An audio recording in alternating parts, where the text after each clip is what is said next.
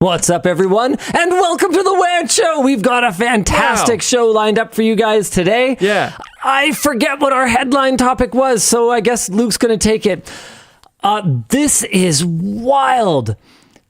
A U.S. appeals court has sided with music publishing giants, saying that ISPs should refuse service to users who are suspected of piracy. Someone's going to get their parents pretty mad. In other news, your vacuum is watching you and blasting out racial epithets.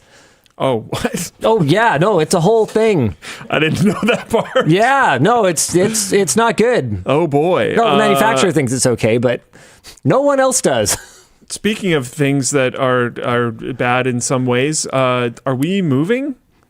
Are we moving? We could talk about the feasibility of that. Yeah, also, you can talk to your dog now. Yeah! You can talk to your dog! You can talk to your dog! With AI. Yay!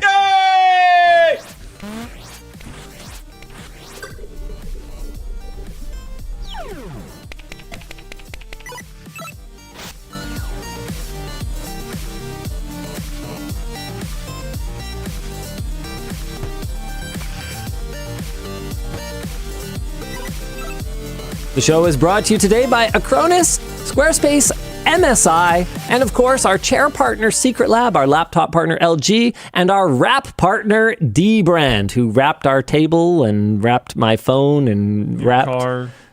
They just wrap things. They don't like melodious singing. They've never rapped you. They just rap. Wow. Nice. Wow. Does rap not have melodies? Nice. I mean, yeah, it can. Oh. That's not the point. The point is that Luke thought this was the headline topic, which I find actually really interesting. Well, because it's interesting to me. Should I pull back the curtain and let them know why I thought this would be a good headline topic? What's the point of even having curtains anyway, right? Do they even match the carpet? Like, just... Not right now. I mean, same. Wow, this was quick. And goodbye, Rails. Anyways, no, it just seemed clicky. Okay. It's also like an actual discussion. Yeah, well, that was it. That was your curtain pulling back? Yeah. Jeez. It seemed clicky. Remind me not to camp outside of your apartment with binoculars, because I'm not going to see anything. That's Okay. Apparently, I'd see some stuff. So what I told Luke we could do on the show, what I said we could do was we could go through the exercise of why it's really difficult for us to move, because it's been a pain point for us for basically the last probably 3 years. Since we got the lab. We've known that we were growing out of this space that we're in right now, which is the old everything, studio, office. So we expanded on the one side. We expanded on the other side. We hit a wall there. There's a neighbor that's not selling, so that's it. This is where we are here. And then we expanded to another unit elsewhere in our complex for Creator Warehouse, who handles all the merch. And then finally we were like, okay, well, this is it. We either need to kind of separate our operations and have different departments in different buildings, kind of like we did with Creator Warehouse, or we need to consolidate into one gigantic building. And the gigantic building was going to be really, really expensive, not just because it's expensive to buy a building, but because the building you're going to get is going to cost an absolute fortune to build out the way that we do. And there just aren't actually really that many buildings at that size. Is what I said back then. Oh, is but there? The market has softened a lot here in Vancouver. I mean... remember, I'm talking industrial. I'm talking commercial. Right? Still. Well, let's have a look. Okay. Let's go through the exercise that I go through every time I'm looking at commercial real estate, and I'll talk about some of the things that can be really sort of appealing and some of the things that can be really challenging and why it's so hard to find something that's the right fit. Because like for some context for viewers too, right? Like we have, if you think about the production team for videos, that is pretty fragmented right now. literally none of the teams that might work together are actually close to each other. Even if it's writing and labs, you're at opposite ends of the building and there's a big set of stairs and many sets of doors in between, and it's very likely if you're going through those doors you're disturbing somebody in some department. So it's like not really that small of a walk. If you're either labs or writing and you're talking to editing, well, I mean, that's now a 10-minute walk or a 2-minute drive. How do we solve this? Well, the Lego pieces don't really click together very well. There isn't a lot of office space in the labs building. There isn't enough space in general in the studio buildings. Yep. Parking is a nightmare at either one of them. Yeah. It's just like, okay. Anyways. Now, in fairness to us, it did look like the best solution for expansion at the time, because building out something the way that sort of I expect us to do it for our team is really, really expensive, and that adds a lot to the cost of sort of abandoning what we've got here and then consolidating somewhere else. For example, in the Lower Mainland, so in our area, it is way abnormal, basically unheard of, unless you are like a food distribution company, to have HVAC in your warehouse. So the fact that we have heat, yes, because it can't be so cold that devices stop working properly or whatever. But having air conditioning in a warehouse space, pretty much unheard of in this area. Yeah. Whereas all of our warehouse spaces are heated and cooled, so that because we're not really using them in a warehouse capacity, and we don't really have like just warehouse people. I mean, I don't know. I say that we don't just have warehouse people working in them, but I honestly, I don't think that's a good excuse either. I think warehouses should probably be climate controlled. Sometimes, like if you're a forklift driver, you might have like a fan mounted on the forklift. Sure, but stuff like that. Like that doesn't make you blows. Nice. That's pretty good. Basically, pretty good. What I'm trying to say is I don't really care who you are or how much money you make. You're worth air conditioning.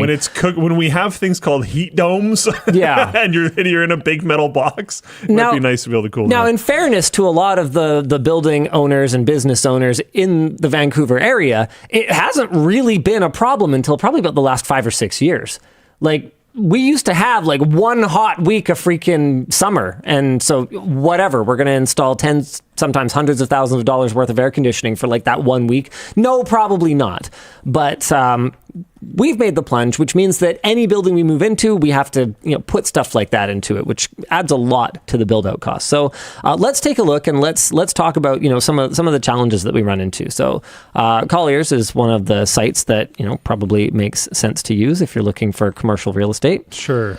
Let's have a look. Ooh, there's look at this. See, this is what I'm talking about, Luke. When I would have pulled up this map, let's say 2 years ago, there would have been nothing. Right? There would have been flipping. Like this is 3 or such 4 a terrible things. interface. Can you guys be slightly less of a realty crappy websites website? are brutal. Yeah, they're so I have bad. always thought if we could go back and instead of making Floatplane, we should just made like realty software. I know, right? They pay so much for it, and it's so bad. It's kind of crazy. Freaking wild. Okay. So this is kind of the area that we'd be looking at. So here's where the office is now. And most of the team is living in, these are the urban centers. You can tell from the white instead of the green. Green is like for grass and trees and whatnot. So you're going to have people living in kind of Maple Ridge, kind of Langley, not too many people down in South Surrey, just because that's like the bougie area of not the actual city over here. It's like the bougie burb. Oh wait, you mean like potentially like employees, or what do you?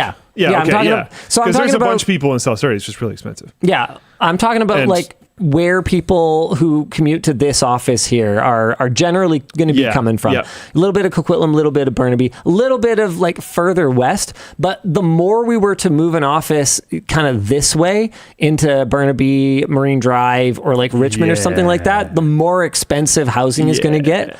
The warehouse. We have found that, that too. So we found that this is a pretty good middle ground. If we could be more like here, that might be more betterer, but okay, let's you're very nicely close to the highway, just to give some people some context there. Yeah. This is Canada's only road. Yeah, This is the Trans-Canada Highway. That's the road everyone memes about when they're talking about Canada. Yeah. So being close to that is generally efficient for most people. Okay, so let's have a look. This is what's in this area. This is hilarious. The first one that comes up is, of course, the court-ordered sale for the aspirational mall in Surrey. So wait, Newlands is for sale? Yeah, Newlands Golf and Country Club is for sale. What? Dude, okay. What if we What if we could bring like telemetry golfing data and like what if we made a high-tech golf course? Okay, Luke, and had an office there. Get this. The combined estimated value of Creator Warehouse, the studio, and the lab is probably in the neighborhood of around $25 to $30 million. Okay. Okay. Get this. How much do you think Newlands Golf and Country Club is worth? It is 111 acres with 90,000 square feet of building. To put this for some context, we're in about 40,000 square feet combined. What do you think Newlands Golf and Country Club is worth? That's like pretty nice building, and there's like kitchen on site. I'm assuming that has a cost. I'm assuming they're not just ripping that out. Oh, I know. I'm not gonna look at chat. Yeah, don't look at chat. Don't look at chat. They're gonna help you cheat. My first hunch is like 350. 350 what? Mil. 350 mil, really? Try 40. 40? What? So what do you think? We move LMG Let's buy Newlands to Newlands Golf and Country Club. Wait, how is it actually? Is there something going on with it? Dude, I have no idea. Because how is it multiple times bigger than ours? The facilities are like really nice. Oh man, what? How is it so cheap? I have that much no idea. land. So there's like look, like I said, there's some stuff going on in the Vancouver area right now. How do you get 112 acres? Some of the big money, I think, is moving. Is it zoning? Is moving out. Okay, so we'll talk about that. Some of the big money, though, is moving out of Vancouver real estate because of some of the recent changes that the Trudeau administration has made to the way that taxes on capital gains work. So there has been like an emergency fire sale of some very high value assets. And there's only so many buyers for a 40 million. So for context, that's about 30 million US dollars, a little less, like 29 or something like that. Golf pond cooled computer. Right? How fun would that be? Gaming PC in your golf cart? We could overclock one of the... Oh, no, you don't do that with golf. Never mind. Okay. I was thinking baseball, like when it shoots the... So, So part of this is that it does seem like there's a bit of bubble bursting going on. Yeah. I think that part of it is a demographic shift. So you've got because realistically, I'm probably one of the only people in my cohort that is like running a small to medium, like a business of this size. Yeah. Most of the businesses in our area are run by boomers. And what's happening with boomers? They're retiring, right? So when you retire, you either are looking to sell your business and retain the asset and keep collecting rent from it as like your pension, or you're looking to sell the building, take a big bucket of cash, spend it on, some other crap. Give some of it to your kids. Spend some of it on like a lakefront property over on the island. Whatever you want the big bucket of cash, and then you keep running the business for your pocket money. Instead of hookers and blow, it's like cruise ships and painkillers. Sorry, I'm just trying. That's good. Thank you. Or you're selling both pieces and you're just like, screw it. This is so much of a nest egg that I'm gonna sit on this nest egg forever. Yeah. Yeah. So I think there's some of that happening as well. And then the other big one that you already touched on is zoning. So this right here. Oh, why am I on this Nukem? This is zoned essentially for operating as a golf course, yeah. And so I didn't think about it because I was trying to think of the acreage because that amount of acreage here, if you turn that into 5-story walk-ups, infinite money.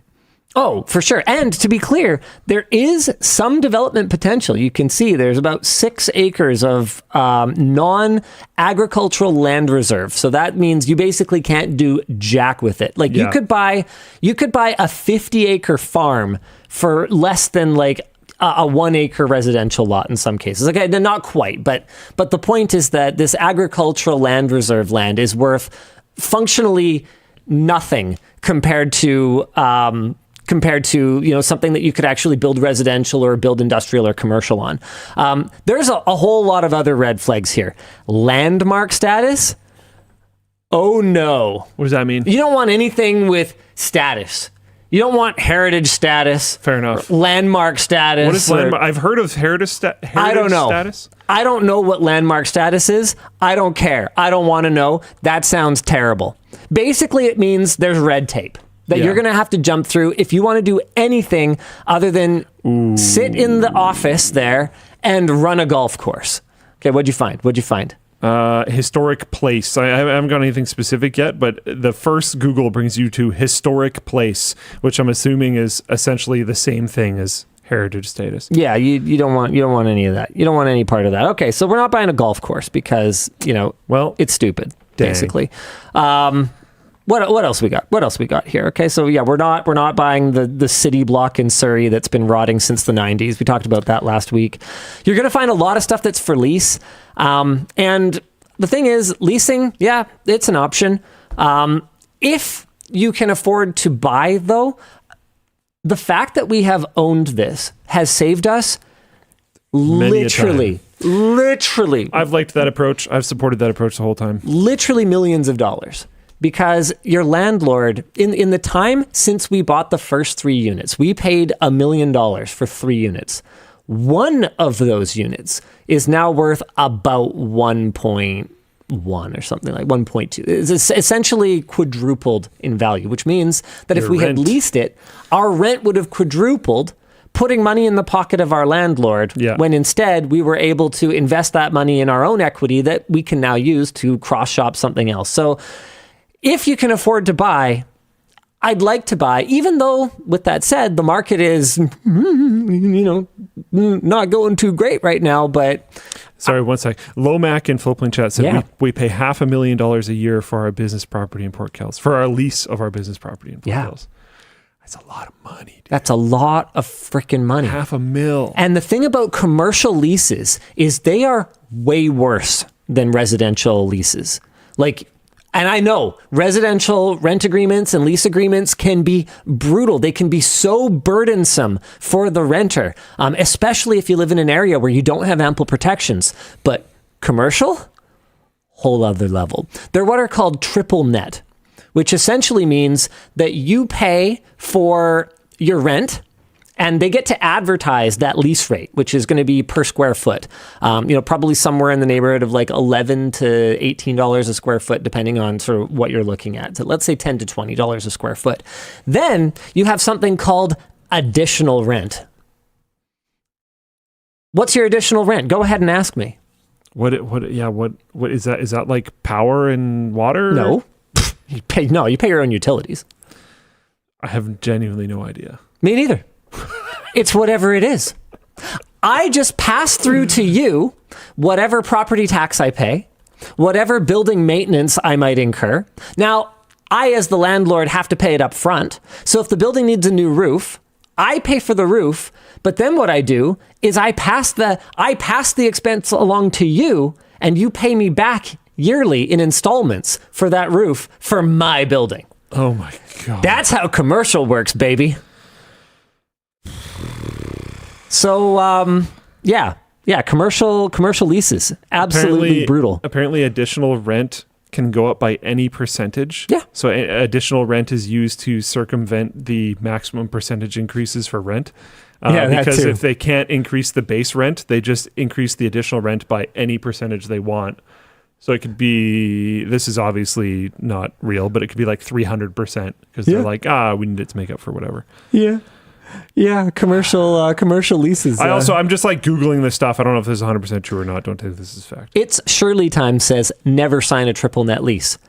You will not find a lease in the Vancouver area that isn't triple net. And that's that's even now that things are a bit more of a buyer's market. I think our vacancy, last time I looked at the report for it, was under 1% real vacancy, because some of the vacancy is not even real. It's like, it's fake because it's vacant now, but it's just pending. It's absolutely brutal. So you pay the base rent, property taxes, building insurance and utilities, as well as other operating and maintenance costs. The landlord assumes no cost other than structural repairs. And structural, that doesn't mean roof. That means like foundation. The foundation. Essentially, unless the building collapses into the sea, they are not responsible for anything. And that whole... And you're paying the insurance, by the way, to cover if that happens. The whole other operating cost thing is where you're getting killed, because they can define anything that way. Yeah. Other operating costs could be, I don't know, the landlord decides to pay himself $40,000 an hour. I don't know. Who knows? Yeah. Or they hire trades that are like their buddies to do any of the work. Yeah. Pass that along to you. Yeah. That's not their problem. Yeah. Yeah. So it's a whole thing. Brutal. It leaves itself obviously glaringly open to abuse. But that's the system we have. Cool. All right, what else we got? Okay, we've got residential development. So not a golf course, not a city block, Willowbrook not a Park is for sale, brother. What is that? It's like Willowbrook, like the shop. Wait, what? Like the shopping center, not Willowbrook Mall, the one like right across from it. Willowbrook Park. Willowbrook Park is for sale. The whole thing? The whole thing. 200,000 square feet of retail. What? I know, right? 90 million. Dude, and the number of court-ordered sales that I've seen recently? What the hell? Freaking wild. Mayfair Industrial. What's going on? Okay, so this People are is... running out of money. Yeah. So interest rates have been high for a while. A long time. And it takes a while because your mortgage is going to be on 2-year, 3-year, 5-year renewal term, right? So if you were on a fixed... So in many cases, these properties are owned by people who are using them as a land bank. Essentially, they're just parking their money in an asset that, unlike cash, isn't going to just inflation rot itself into oblivion. Theoretically, land, gold, crypto. I'm not endorsing any of these particular assets, but typically assets are, as long as they aren't hyper volatile ones, are a safer storage of wealth than just cash, because there's nobody actively trying to deflate the value of it. So what's happening is, all of a sudden, if you don't own the property outright, like if you're just hoping that your rent is going to cover your mortgage while the asset appreciates, that calculus, just like for many residential owners, is changing the second that you renew your mortgage, and you're not getting essentially free debt anymore. Yeah. So this land bank might be appreciating, although in the case of Vancouver, as I mentioned, the market's softening, so it maybe isn't appreciating. It's either not appreciating so much, or it's just stagnating. And now it's costing you way more than you thought it was. So you're sitting here going, okay, well, there's no upside to this. Let's sell Willowbrook Park. Which, to be clear, that's an outdoor mall, yeah? That's the one across the street? Yeah. Yep. So it's not... Some people were like, LTT Mall. It's like, yeah, I don't think it would be as interesting because it's an outdoor mall. Yeah, not so much. This one's kind of interesting. You'll find a lot of the good land has been kind of developed. Sectioned off in weird ways. Yeah. So what's left as development opportunities is going to be a lot of these like super weird shaped sites. Yeah. This is a good shaped site. 4 acres though of it are encumbered by a BC Hydro easement. Ooh. So you got to watch out for easements. Because that pretty much means 2/3 of this BC Hydro, which is our power monopoly, needs to be able to drive on and access essentially. Yep. So that one, probably not super appealing. Okay, what else we got here? Okay, development, office units, and this is not going to be that relevant to us. Residential. You could put in property type and stuff. You could use the filters. Okay, yeah, sure. Use the filters, Tech Man. Sure, I'll use the filters. All right, now let's get, let's let's look at office too. Why don't we look at industrial and office? Okay. LTT Towers, Linus Tech Towers. Oh, paved and fenced yard area. Oh, I can lease a yard. Oh yeah, you're welcome. I'll just pay your mortgage for you. What else we got? Oh man, this is far. This is really far. Also small. Too small. Brand new industrial facility in Port Coquitlam. This is too small. This is only about the size of the lab. So if the lab was big enough, then we could do that. So even now, you can see with all of these options available to us, there's really not that much that would actually be suitable for us to move into. Unless you just, make your own town. Dude, we don't want to be on Annacis Island. Dan's given the No, thank you. You don't want to be there. No, dude. thank you. A, it's really far. B, it's like The traffic. Burn your nostrils out for the rest of your life. And it's like the kind of the old industrial, like crappy island. It's like lots of sulfur. Any of you guys there, play right? Anno? Anyone play Anno?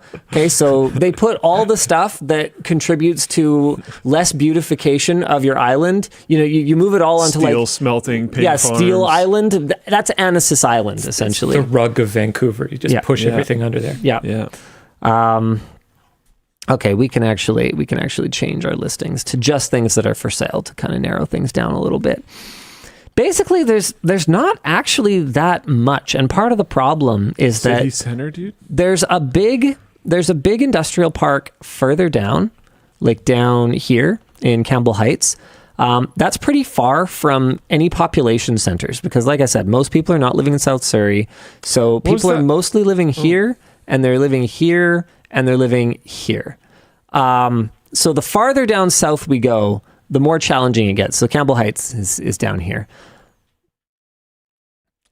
There was one that seemed kind of interesting, but it keeps, as you're scrolling around, it keeps... Oh, I'm sorry, the quad? No. That one's in Campbell Heights. No, it was scrolled down. It's not that mall again, is it? Nope. We're not buying that mall. No. It was scrolled down. Okay, court-ordered It sale. was right here, though. I don't know where you were looking at the time. Dang. I'm so sorry, Luke. I'm not sure. Maybe you'll see it. There is kind of an interesting one in Port Kells. So that's up in this area. So it's kind of a sister building to the Smash Champs Badminton Center building. This is too far. Dude, being right next to Smash Champs would be sick. I would love it, but the problem with Port Kells is that it is Best lunch breaks. crazy expensive. Oh. Crazy expensive. Way out in Delta. Yeah, why do I even have Delta on the map? Okay, let's get Delta out of here. We don't need to see anything in Delta. Yeah, I think that's about it. I mean, is there anything else you want to look at? You want to ask, like, why not that one? Because I'll be happy to... Oh, is it this one? 192 Business Center? It wasn't, but let's look at it. Sure. Yeah, we can look at 192 Business Center. So this one is very similar to Smash Champs. Pretty nice. Brand new building, right? Pretty sick. Okay, let's have a look. Ooh, look at that. Up to 50,000 square feet. 32-foot clear ceilings. Lots of power. 200 amps. Woo! We'll get that high efficiency LED lighting. It's brand new buildings, man. Really nice. There's some very nice to haves, but there's a big problem with brand new buildings. You notice something here? They talk a lot about when it's going to be complete and how many dock and grade loading bays you've got and how close it is to Highway 1. Okay. How close it is to the airport. Okay. So here's our problem. How many parking stalls do we have? Yeah. This is very common with new buildings. They just don't put enough parking at all. Because you sell the building based on the square footage. Yeah. That's the calculation that everybody is doing. Yeah. But the parking stalls don't count towards square footage. So developers, and you know what, part of this is honestly probably a good thing because less parking, less cars. If people were riding their bikes or taking transit more, that would be awesome. I can tell you right now, not a whole lot of that is happening here. Yeah. It just isn't. So part of it is good aspirationally if we were using more public transit, but the reality now is that would accommodate maybe a quarter of our company right now. And my understanding, don't quote me on this, My understanding is that Beatty, the developer of this property, worked out a deal with the city where they didn't have to account for any street parking in their development. So they were able to effectively build right to the road, like right to the travel areas of the road. So while in the building we're in now also has inadequate parking, probably about the same ratio like a new building would have because they want to maximize the square footage they can sell. Ours, at least, has street parking. It's not ideal. Nobody likes trudging to the building through the snow or whatever in the winter. It's fine. But we have doable. it. Yeah. Yeah. Whereas at least there is somewhere to put your car. This you'd be parking probably in the neighborhood of like 5 to 6 blocks away. Which, if it's anything like Smash Champs, which I actually did have to pace out because we were trying to figure out what parking would look like for a LAN event, for example. Yeah. So at LAN events, if we can get the city on board at Smash, which by the way, we can talk about that. We submitted our package to them this week. We gave the city our package. Did you know? We did. Was it well received? I think so. Nice. I think so. That's I think good. they were. You asked them? They admired it. Was it good for you? So we gave them the package. We could talk about that a little bit more later, actually. I'm pretty excited to talk about Whale Land. But if it's anything like Smash, it's brutal, basically. It's fine if you're coming in once a quarter for an event. Yeah. But if you're commuting every day and you're like hiking from your car, you're going to need like an electric scooter in your car just to do the last leg of your commute, which is a little ridiculous. So that's the problem. There's a video upgrading every one of my employees' cars with like a electric scooter storage. Sorry, keep going. The older buildings will have more parking. They'll have more yard space. Yeah. But they will lack a lot of nice to haves that are going to need to be upgraded, that are going to cost money. The newer buildings are built with the new meta, which means you get a lot more up-to-date, nice stuff, good power, good LED lighting. They're way more efficient in terms of keeping in heat and keeping out cold, that sort of thing. Which is money. But they have no parking. What else we got here? We don't have to do this much longer if you guys are bored. Underground parking. Okay, so I find this stuff interesting. Ruker asks, what about underground parking over in Floatplane chat? There's very little of it here. You know why? No. Well, is it like the water table or something?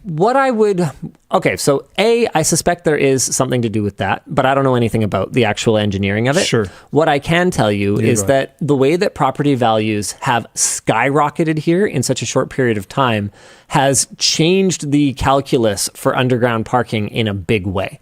So it would have been not that long ago that underground parking didn't make any sense here. It's really expensive. It's the last quote I got was about 100,000 Canadian dollars per stall. And that is going to be somewhat dependent on what kind of a building you're building and like whether you would have had to like dig a big hole anyway versus if you're digging it just for the express purpose of putting cars in it. But pretty much until land values went to the moon here, it made way more sense to do the suburbia thing and just sprawl your parking lots. Yeah. So what I suspect is we'll see a lot more of them in the future, but they don't really exist here, at least not now, because it didn't make any sense. The land was not worth so much that it was worth digging into it in order to park cars in it. The only thing you'd see it for was apartment buildings generally. Yeah. I don't necessarily know why, but that was the thing. Yeah, Shraff2K says you can always add nice to haves. You can't add more parking stalls. You can. Yeah, Artie Raff says rooftop parking. Yes, that is technically possible, but you're going to have to re-engineer the entire bloody structure to hold all the cars on the roof. So that's going to be requiring some minor budget. Cost. Yeah, some budget. Just have a program where a certain percentage of the employee base gets free Ubers to work. I actually kind of like this one. It's really close to home. I've seen this before. But part of the problem is that while it does have 100,000 square feet of building on it, I don't think... Is that train? Oh, yeah. That's the rail. Oof. I mean, okay, look.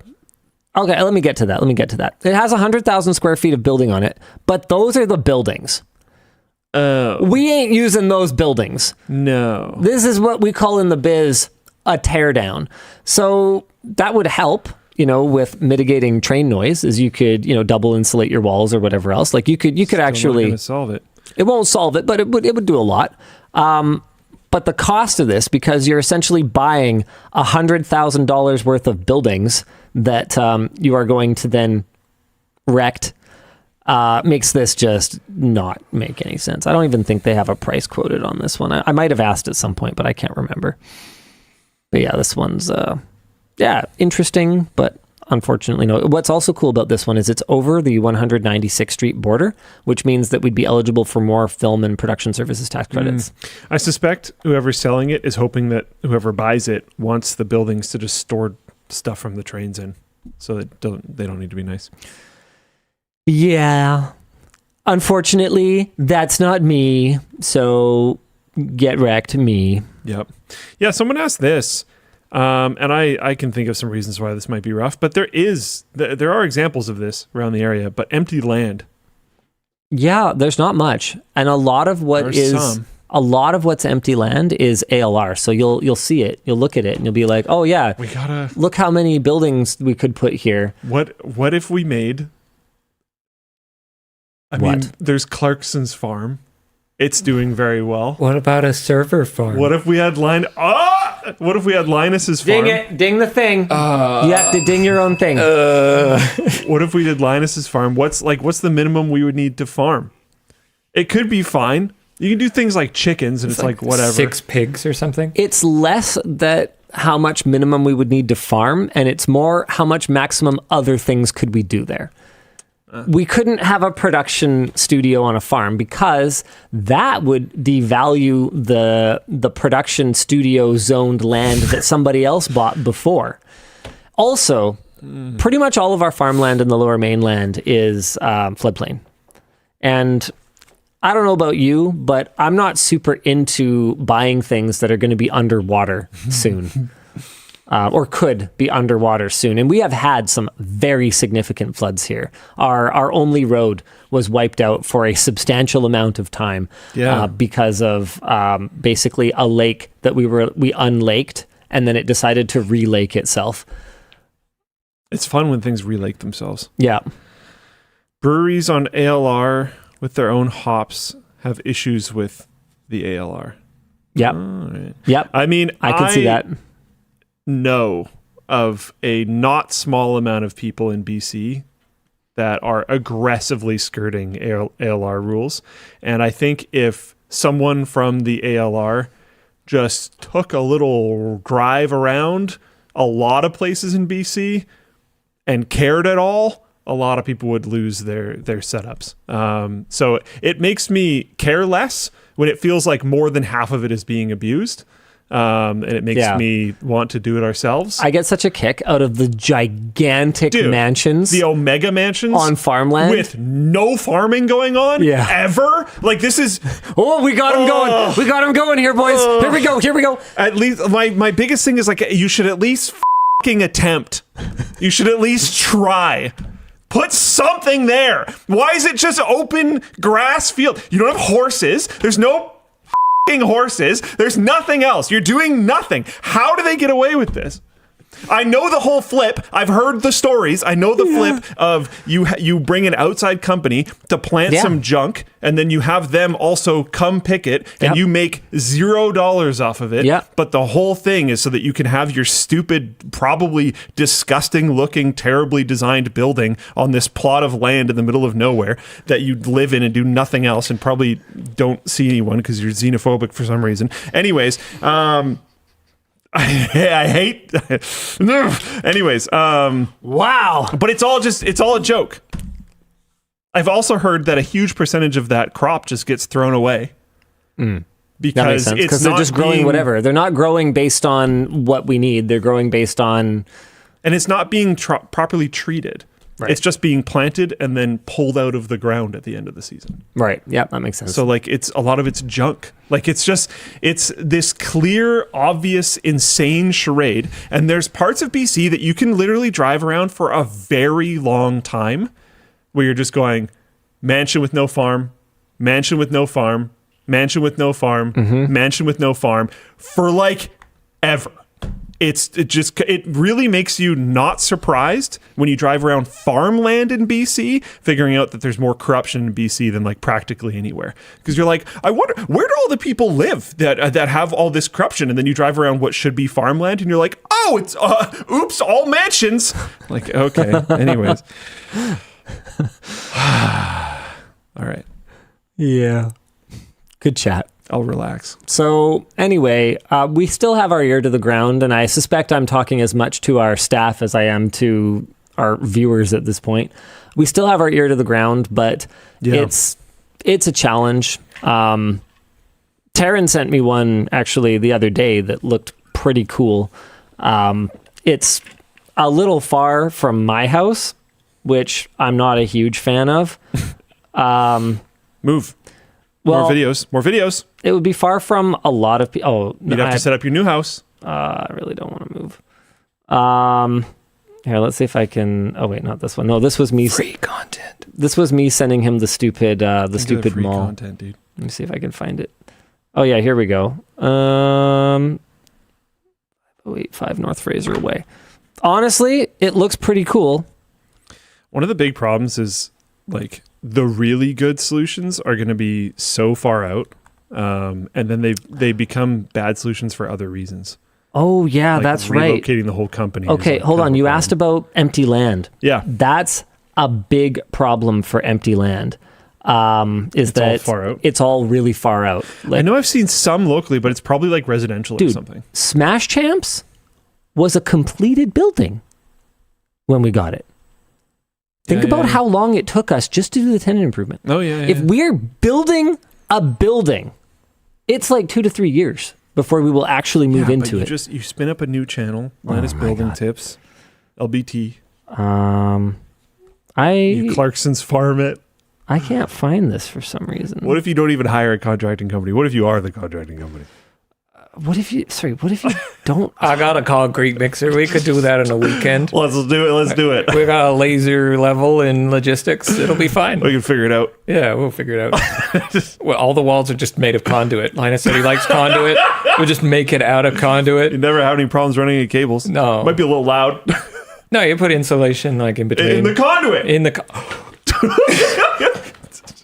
Oh my God. We're figuring it out. This is why you're CTO. He's so smart. Oh no. E-bikes between the buildings. Keep looking. We keep our ear to the ground. Yeah. We kind of watch what's happening with the market, and we hope that at some point we can find something. But and we're going to look at moving some departments around. To have people who work together more closer together. One. But it is actually pretty tough. And part of the problem is, like you said, the way that we built this place out piecemeal means that it's not as flexible of a space. Monorail. Okay, anyway. What do you want to talk about next? Merch messages. We should put train tracks behind the buildings and then get those old bikes that you can ride on train tracks. Okay. Merch messages, apparently. Oh, there's something really exciting for merch messages, though. This is oh my God, there's so many announcements. It's kind of too many announcements, guys. Yeah, we might have to dial back the announcements, but okay, fine. First, Double Sweet 16 live stream. We just hit 16 million subscribers on the LTT channel. Woo! And we're currently planning a stream for November for our 16th anniversary. Nice. How did those things line up so perfectly? 1 million subscribers a year. Not bad. We're tentatively planning to look back at some of our most watched videos and do 16 builds that we're going to auction for charity on Jawa. Wow, so that's a coming lot. up November 16th. For November for our 6th. I don't know, sometime in November. Yeah. And now a segue to our sponsor. And it says, Dan will play a video. Hi, it's James from LTTStore. Anyone ever tell you don't clean your screen with your t-shirt? What? Screw their rules, because we made a t-shirt for exactly that purpose. A regular shirt would scratch up your glasses. Since the LTT microfiber t-shirt is made of soft fabric loops, it won't. This is for your car, your jar, your glasses, your phone. And it's got this soft and cozy jersey fabric interior, so you can just wear this puppy all day long. As a certified glasses cleaner, this works. Unlike you. It's made by nerds. You know the nerds always make good stuff. Here's how to order.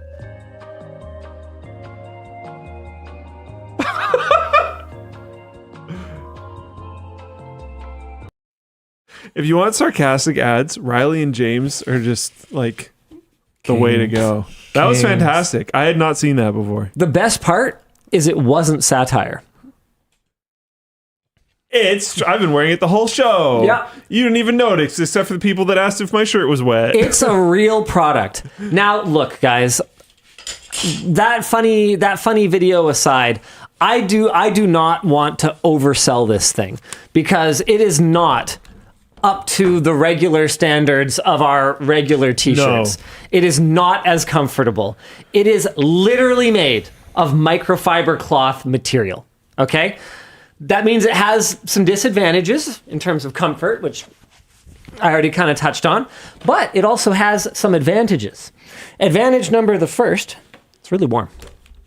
It is actually like uncomfortably warm if you are moving around a lot. It's like a sweater. Yeah. It also means that like the sizing and the drape are a little different. A little different than our typical shirts. So it ends up with kind of like a very fitted fit. I would say if you like this is me wearing my typical size. So if you like our typical fit, this isn't going to be it. You could maybe size up, or you could just, I don't know, not buy the microfiber shirt. I tend to wear XLs. I put on the XL microfiber shirt. My arms didn't fit. Yeah. It's a little tighter. Because this is a 2XL. I normally wear an XL. It doesn't have the same stretch, you know? But here, okay? Let's do a little experiment, okay?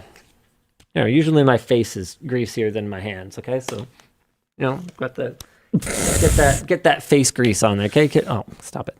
Okay, you guys see it? Pretty you can see that, pretty greasy, right? Yeah. Huh? Okay, watch this. I Boom. can tell. I don't need to go find a cloth nowhere. I did notice like it seems like the microfibers, I guess, are like a little shorter maybe than in some cloths. So it might take a little bit more work, but it works. She's perfect. Look at that. She's completely like new. Isn't that beautiful? Isn't that a beautiful thing? So it's as much a meme as it is a real product. It's one of those pets will enjoy it. It's one of those products that came about as sort of a like, what if we did this? Yeah, we should do it for April Fools. No, let's just do it. I asked to make sure that we didn't order too many, and it sounds like that's probably true. Oh no, yeah, no, we didn't order that many of them. Which might mean order now. You might not get one. Yeah, you might not get a lot of opportunities to get your hands on this, but that might be okay. Yeah. So anyway, if you're into it, I will say it's a conversation starter. I'll tell you that much. I mostly forgot I was wearing it. I don't think it's that bad. Elijah in the chat said it gave him sensory issues. Your experience may vary. Yeah. Yeah. Doing this doesn't feel great. If I was going to go in a jog in this thing, I think I'd be pretty upset. Doing this with your arms is not awesome. Have you tried that? Rub it against the elbows. Yeah, because it's it's microfiber, right? So you'll like rug burn yourself. If you want to know what it feels like, go find a microfiber cloth, one of those blue ones, and put it on yourself. Yeah. But anyway. Yeah. Why don't we take a little break from announcements and do a couple merch messages? So the way to send a merch message is to just go to LTTStore.com, put something in your cart, you'll see a little box for a merch message, and once you check out, it'll go to producer Dan, who will forward it to us, or put it down there, or who will reply to it himself, or who will send it to someone else internally. Let's show you what it looks like when he curates them for us. Sorry, Digibrat said, can we get it with a Star Trek logo? I said, right when I sat down in it, I was like, wow, it looks like a Star Trek shirt. You can put your own Star Trek logo on it. Yeah. We are not There's licensed by Paramount or heck. whoever the heck that's not going to happen. Yep. Then again, you never know if you don't ask. True. But it would cost way more. Yeah. Do you really want to? Guys, there's a reason that licensed merchandise always sucks. It's because the money goes into licensing the brand rather than finding the finest microfiber rags to build your shirt and out it's of. Incredibly expensive. Yeah. Hit us, Dan. Sure. Hey, DLL, loving my precision kit already. Used it to fix my switchblade yesterday. Linus, what's your favorite genre of music to clean your house to? Oh.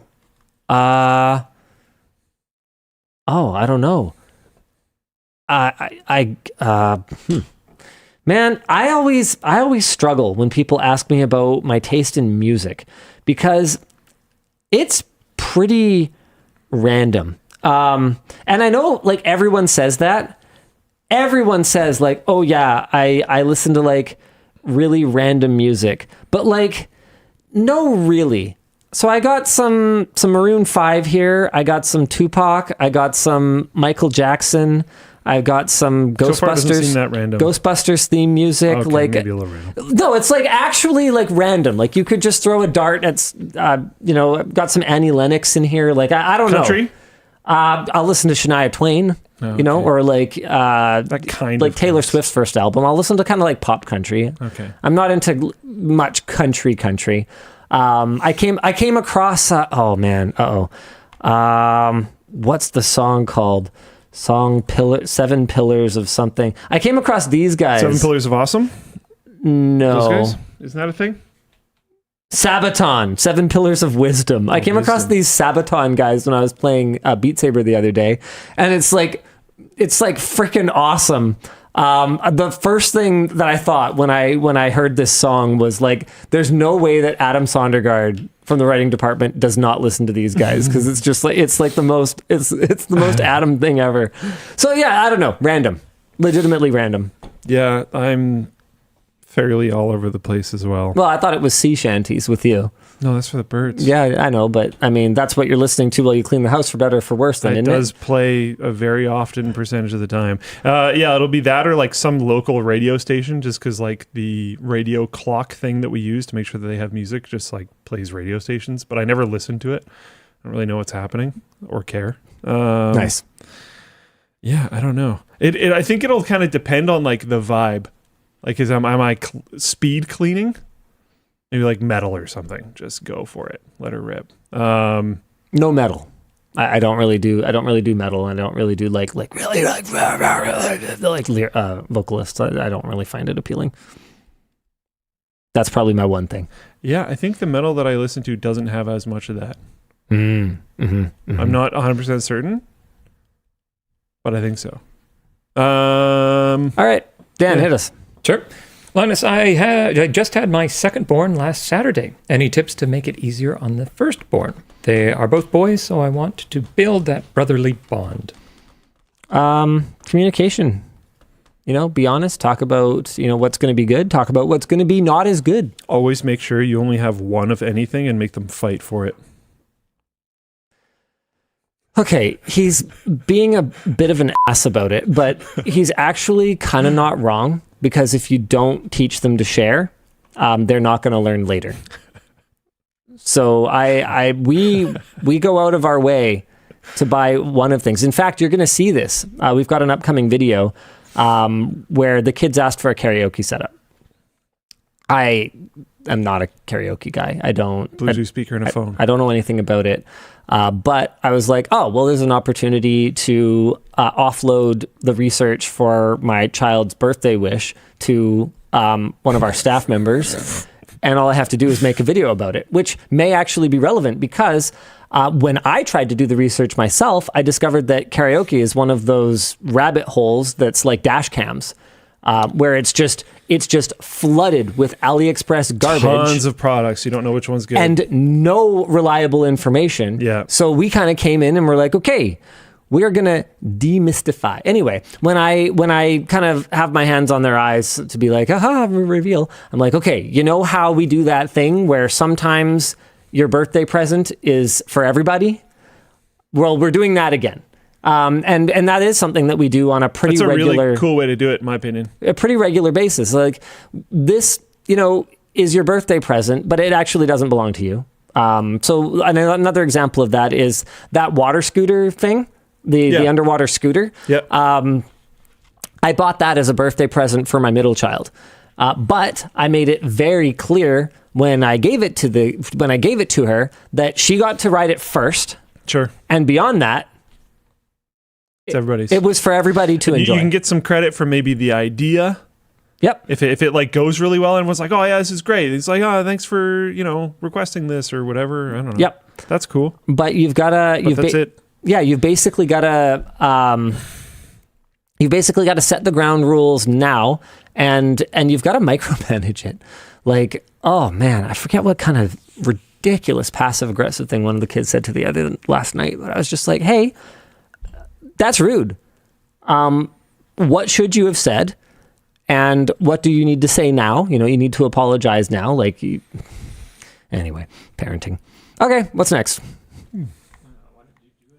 Oh, yeah, let's do another topic. What do you want to talk about, Do Lou? we do no more? I wanted. Okay.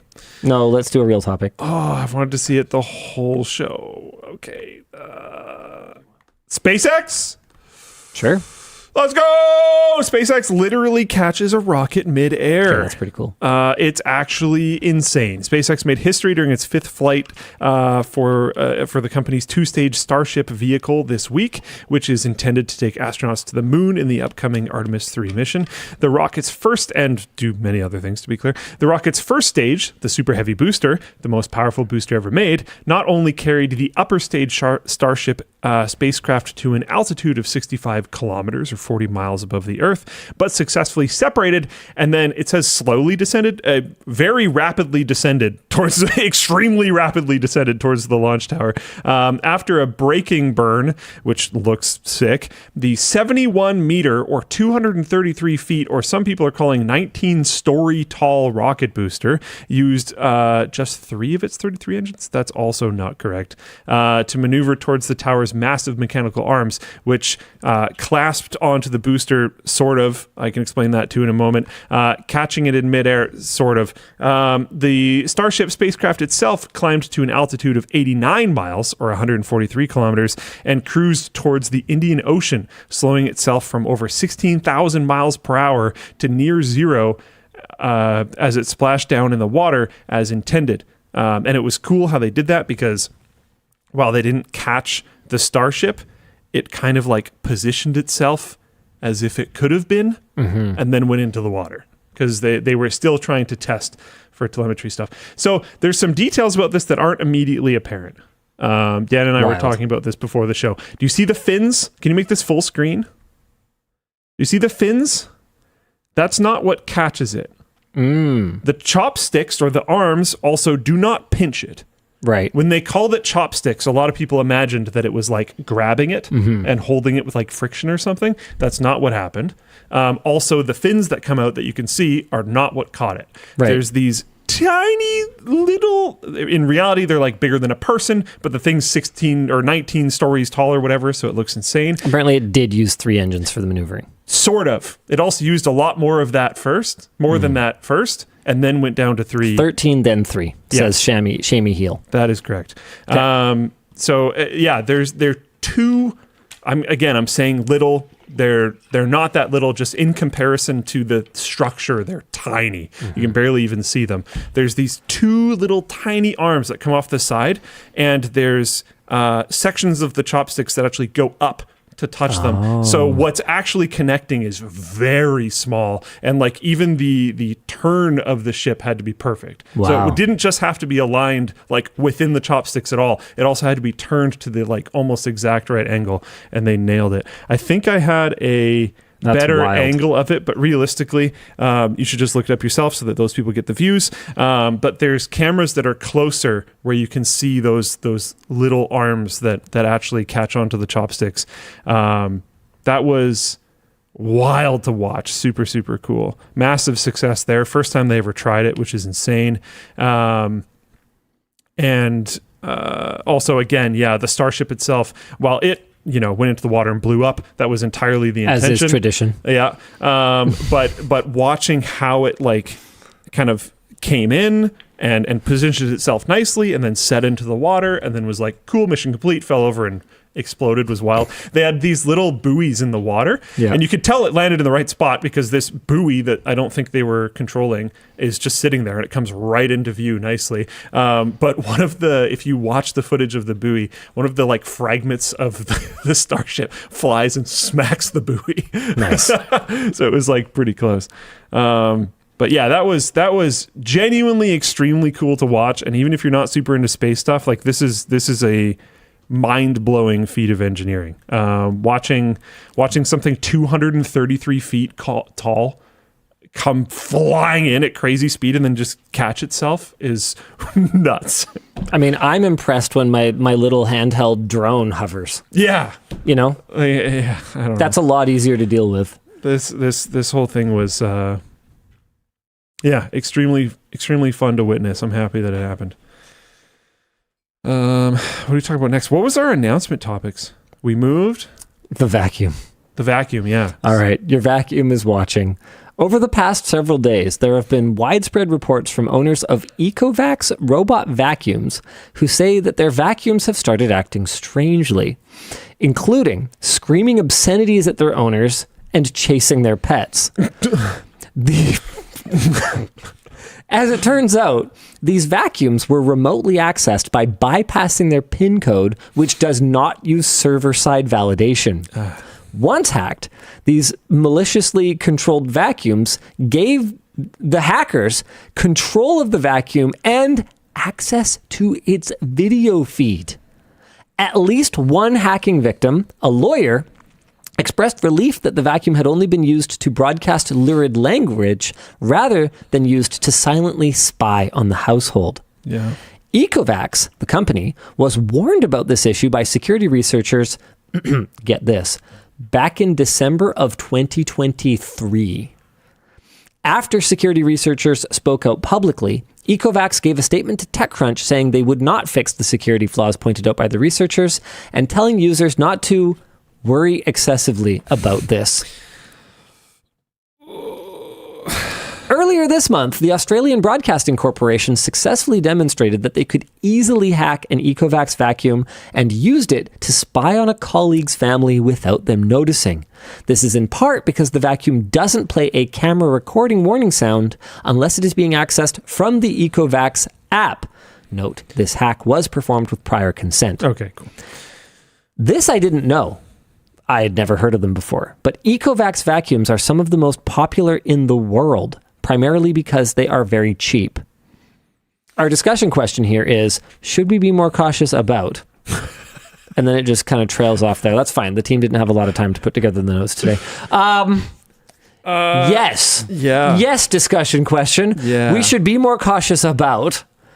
I think the camera flip thing that was made for the Logitech C920s, I don't know if it was actually made by Logitech or not, but do you know what I'm talking about? It comes in the box. The little privacy screen? Yeah, I just put all my C920s up that I got for the LAN center last weekend because I finally got around to unboxing them. Maybe the newer ones do. My original one didn't. It comes with a little plastic clip and it goes on the front and then it's a little flappy door. A physical little thing. Oh man, if it was a physical little thing, no, that wouldn't make sense. I'm just not convinced that these Physical robot cover, I think, vacuums would be actually save any time. Just because they kind of suck. Well, They're helpful for me. do it. Maybe it's just because I've never had a house layout that's conducive to using them. Mine barely is, but with the constant mess that birds create and the actual ease of cleaning that mess up, it's nice just having something on routine that'll go through and do a pretty decent job, and then you can do a proper fair. one every however long.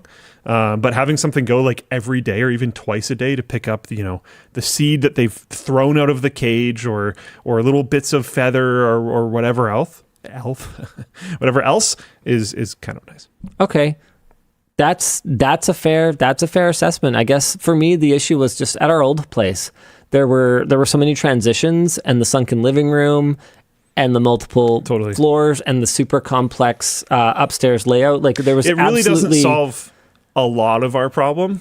Yeah. It mostly just helps the birds. I mean, there's a lot of people in chat that are saying they're super stoked on theirs. So there you go. And like we've worked with robot vacuum companies before that have had very impressive performance compared to the last time that I actually tried to use one at my house. So it's clear that they are advancing in a big way. It's just that our layout just doesn't work for it. Yeah, I think for us, it's like we take a problem area and make it no longer a problem. So it takes cleaning from this like annoying thing that you have to do practically literally all the time to something you can do on a more reasonable schedule. I think part of it is also me just making the mistake of putting in wall-to-wall carpeting every time. Yeah. I should have just not done any wall-to-wall in the new place. That was really dumb. But Yvonne and I both like it on our feeties. But then we have hardwood in the bedroom anyway. So like, why did we even... Anyway.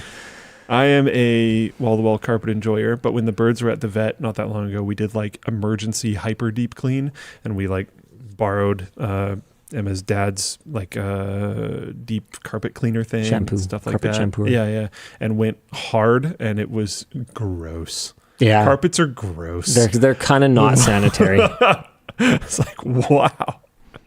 There's a lot of stuff coming out of this. They're fine if you just never check. It's like most things in life. Yeah. Anyways, we should check out our sponsors. Yeah. Oh, sorry, Dan. Jeez. Freaking out here. Acronis. As much as some people thrive when under a cyber attack, That is me. That is legitimately me. I think we can all agree it's best to prevent them from happening in the first place. With Acronis Cyber Protect, you get access to a set of security, backup, and recovery tools, all nicely packaged into one platform with a single console and one-click simplicity. You'll be armed with cutting-edge ammo to stop attacks before they can do too much damage, such as endpoint detection, and you can continuously monitor abnormal activity and use URL filtering to block access to potentially malicious websites. But as prepared as you can be, sometimes things slip through the cracks and disaster happens. But with Acronis, you'll be protected with geo-redundant cloud storage, so your precious files are automatically backed up to multiple locations. And getting access to those files is a breeze, thanks to Acronis' Instant Restore feature, which launches your backup as a virtual machine. Super cool. So bring your data protection and cybersecurity together with Acronis Cyber Protect at go.acronis.com/WAN show. The show is also brought to you by Squarespace. In abstract paintings, you'll see a lot of shapes, like triangles, circles, and of course, squares. But if you take a look at the Linus Media Group website, you'll see squares all over the place. Oh. It's almost like a conspiracy. But what's not too deep is how simple it was to build our site thanks to Squarespace. I see where we were going with this. Their Fluid Engine editor makes it easy for anyone to get creative with the details of how their site should look, thanks to simple yet intuitive drag and drop elements. And if you don't know where to start, their AI-powered guided design system, Squarespace Blueprint, lets you choose from a ton of professionally curated layout and styling options. And of course, you'll need a personalized domain, which Squarespace has millions of for you to choose from. So if you're building a website for your business, they've got powerful tools for you to use, like email marketing tools, direct invoicing through the platform, and a whole bevy of supported payment methods. So what are you waiting for? Start building your website today at squarespace.com/WAN, and you'll even get 10% off your first purchase. Finally, the show is brought to you by MSI. You know, sometimes your regular old 60 hertz monitor is good enough for your basic needs.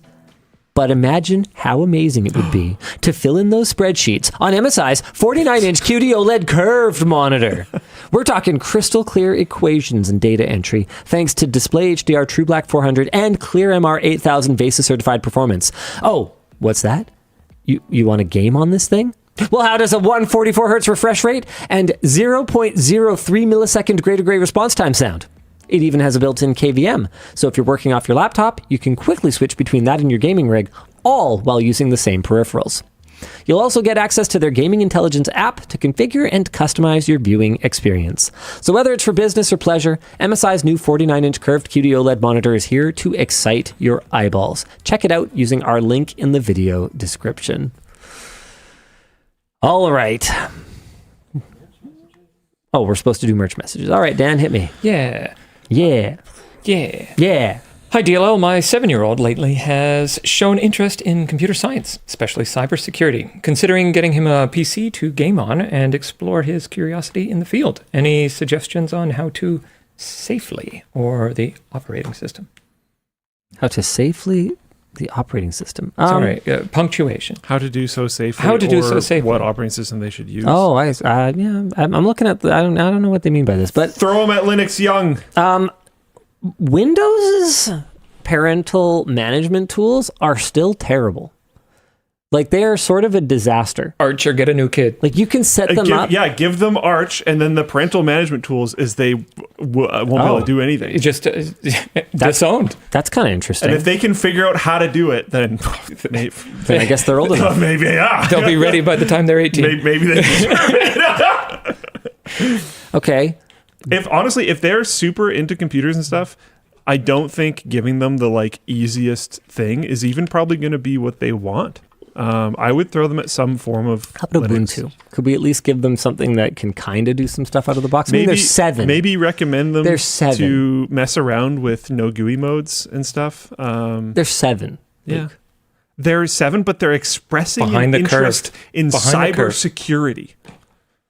Arch console to a cybersecurity kid. He's going to feel like a hacker. Remember, this is from a parent. You know, parents will see their kid like, do you want to do cybersecurity? Like get their hands like covered in drool and like smear it on a piece of paper and be like, he's interested in art.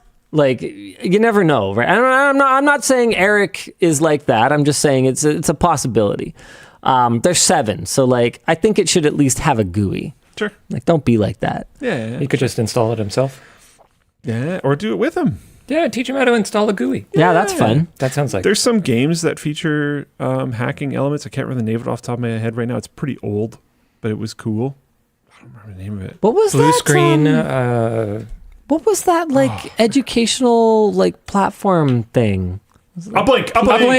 Thank you. I loved that game. Yeah. Still do. Uplink could be Got a fun. remaster. Hacknet, yeah.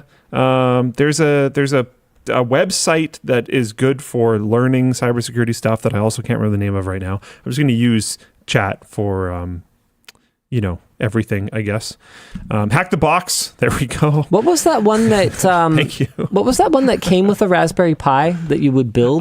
And it had like a bunch of like sort of coding friendly games. Like it had. I don't remember. Oh man. Kano, yeah. Yeah, Kano, sure. Yeah.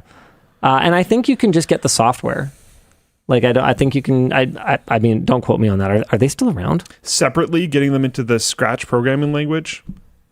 Scratch is, in my opinion, genuinely a pretty solid way to learn the basics of things. Good. Kano World is relaunching in partnership with AstroSafe and Fin. Okay, so that's something. More? Yeah, hit me. Yeah. Some of my favorite content was the crazy multi-monitor 16K gaming type deals. With the lack of SLI, are projects like that even possible? How do we push hardware peripheral limits? Actually, that project did not use SLI. It used Quadro multisync. So it had 4 individual cards that were driving the monitors individually, and then it had a separate 5th sync card that each of those cards was linked into that handled all the synchronization of the image. That's why it was a little wonky. That, to my knowledge, still kind of exists, but I think the challenge for us is that we want to find new things to explore. I would also say resolution pumping was like a big thing back then. It's not really a thing anymore. Now we all agree it's kind of stupid. Yeah. Like we're definitely going to do a video gaming in 8K on the 5090 or whatever when it comes out. But sure. Do we need to game at 16K? I don't know. Maybe not. That one dude who spends his entire life modding a cyberpunk will care. Yeah. Yeah, exactly. So, one of the things that people love is us using, wacky fans to cool things, right? So we had that one where we rented those like industrial fans and we hooked them up to that Cooler Master case with like a plywood duct and it like blew the top of the case off. That was great. And then we had the one where we hooked up that like bigger, like almost looked like a jet turbine fan to a computer and ran it off of like LiPo batteries. But what you'll notice about those two things is that while they both had fans connected, there were sort of different things that we could explore. So the second one ended up being more about the LiPo batteries and less about just the fan. So we want there to be something new for us to talk about. We did another like wacky fan video just now where we used a turbo to cool a computer, which is, Alex and I sort of agree, maybe the stupidest thing we've ever done. But the difference is that what makes it not jumping the shark is that there's new learning outcomes. Okay. We discuss what a turbo is. We discuss why a conventional one might not work and why we might want to use an electric turbo or a supercharger. Exhaust fed? Yeah. Normally, but computer, it has exhaust, but not like that. You just pulled your car up. We talk about the challenges yours, with the high pressure and therefore high temperature of the turbo's exhaust air. I shouldn't say exhaust, but it's output, because when you say exhaust in automotive terms, it sounds like the exhaust, not that the output from the turbo, the fresh air from the turbo. So the air is actually hot. So then we discuss intercoolers, and we use an intercooler. And anyway, it's a really great video, but it's more than just taking a big fan and hooking it up to a computer, because we've already done that, and we try not to do the same things over and over. Does Alex like traveling? Like, does he go to Computex? I don't remember. I don't think he was here. I think Alex usually does. I don't know if he did Computex last time, but he does CES, I think. There's a maybe possibility, if you guys are interested, maybe I haven't actually asked anyone, maybe that you could do. I think Alex did do Computex this year. Fanless computer build, but in a wind tunnel, and try to cool it that way and see what happens. I'd be down.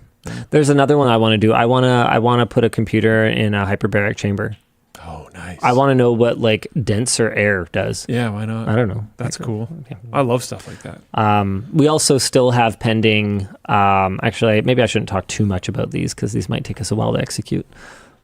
Never mind. The ideas doc is like we're not out of ideas. We got more ideas. I wonder what the oldest thing on it is. I wonder how old it is. I have no idea. I'd have to go back to like every revision. I did my oldest idea. Revision. That's not bad. You know what could be kind of fun too? It's like my 3 worst ideas, and you do like you have the writers vote on like what the 3 worst ideas in the doc are, and you do all 3 of them in one video. You just do like I don't know. I'm kind of down. Anyways, I'm gonna send that to myself. Sick.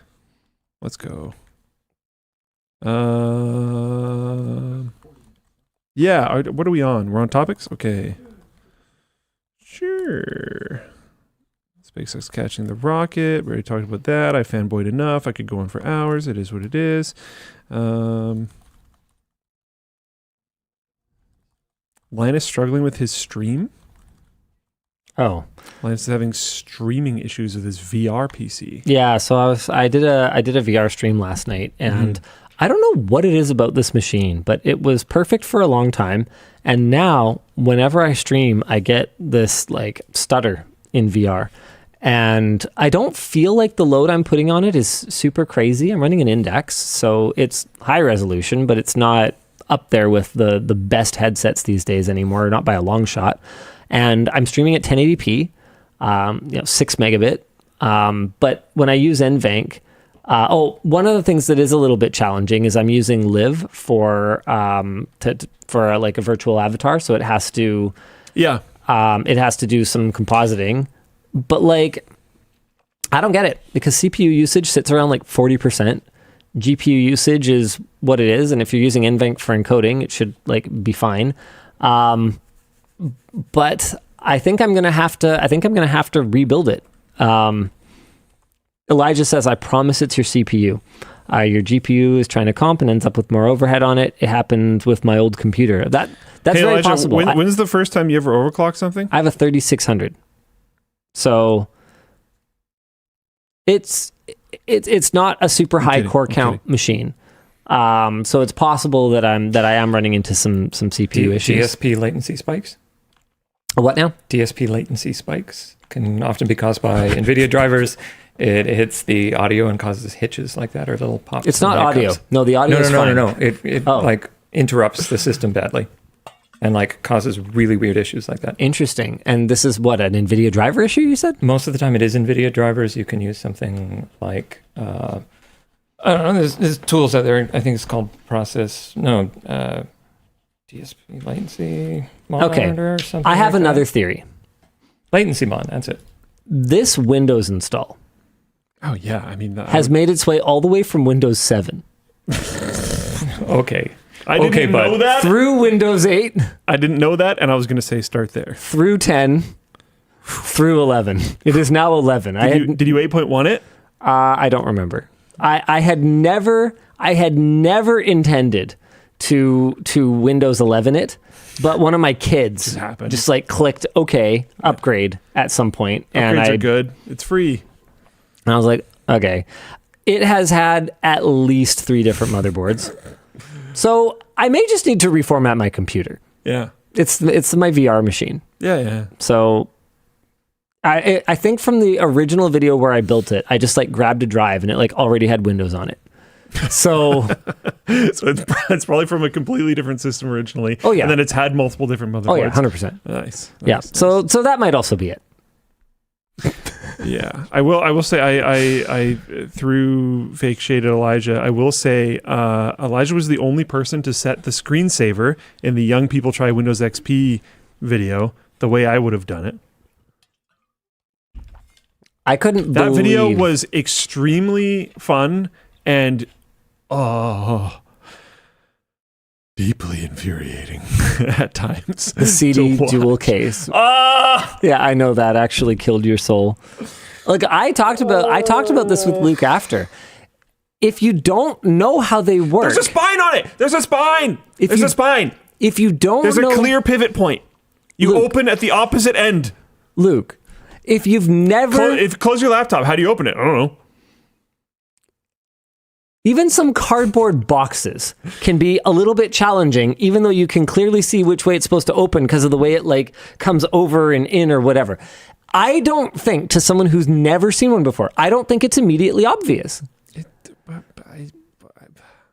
Even though I know how to open them, I have struggled with CD jewel cases, especially when they're brand new. Crack it open Well, yeah, I know the techniques, like but a nut. But I'm talking about like my whole life. Like at some point in my life, I didn't know that. And like when they're brand new and they're kind of sharp, and the first time they were ever put together, I don't know, maybe they were warm still. They can be a little cracky. They can be a little hard to seams get can open. be a little hidden. They can be There's a little also tough. a very obvious hinge on one side. I'm just saying, I get it, but it was a little hard. Yeah. It was a little hard to witness.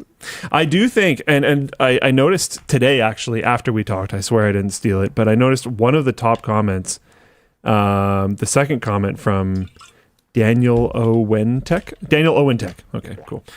Is now check if they can use Windows 11. Most of my high school students have no idea how to do anything on a PC that isn't in a browser. And watching the video, I was actually surprised. I think my rose-tinted glasses were like cracked or something. I thought it was going to be harder for them to do these things. I forgot how much it would prompt you with like, oh, you tried to do something? What do you want to do with these things? Yeah. You inserted a thing, here's all your options. I forgot how much of that. Windows XP was pretty sick. Yeah. Yeah, it was definitely I a look turning back point. at it more positively since watching It was that a video. turning point for Windows for sure, because 98 was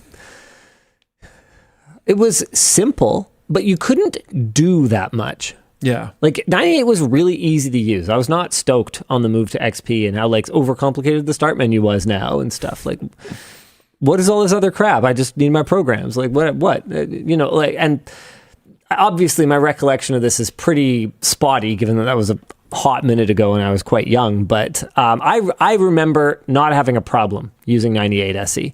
And then XP was like, the only reason that I kind of got good at using it was because I was at a stage in my life where it was fun to just like, explore and spend the ample free time that I had because I didn't have a job, Windows playing XP around with just it. was fun that way. It was fun. It was I think fun. it actually was just fun. I think it didn't get in your way. I think it had a lot of ease of use that modern operating systems have, maybe not as much as the most modern ones, but it had a lot of ease of use built in. It wouldn't get in your way and you could do a lot with it. It was very cool that way. You know what else is cool? We should do a couple more announcements. Yes, I want to see the shirt.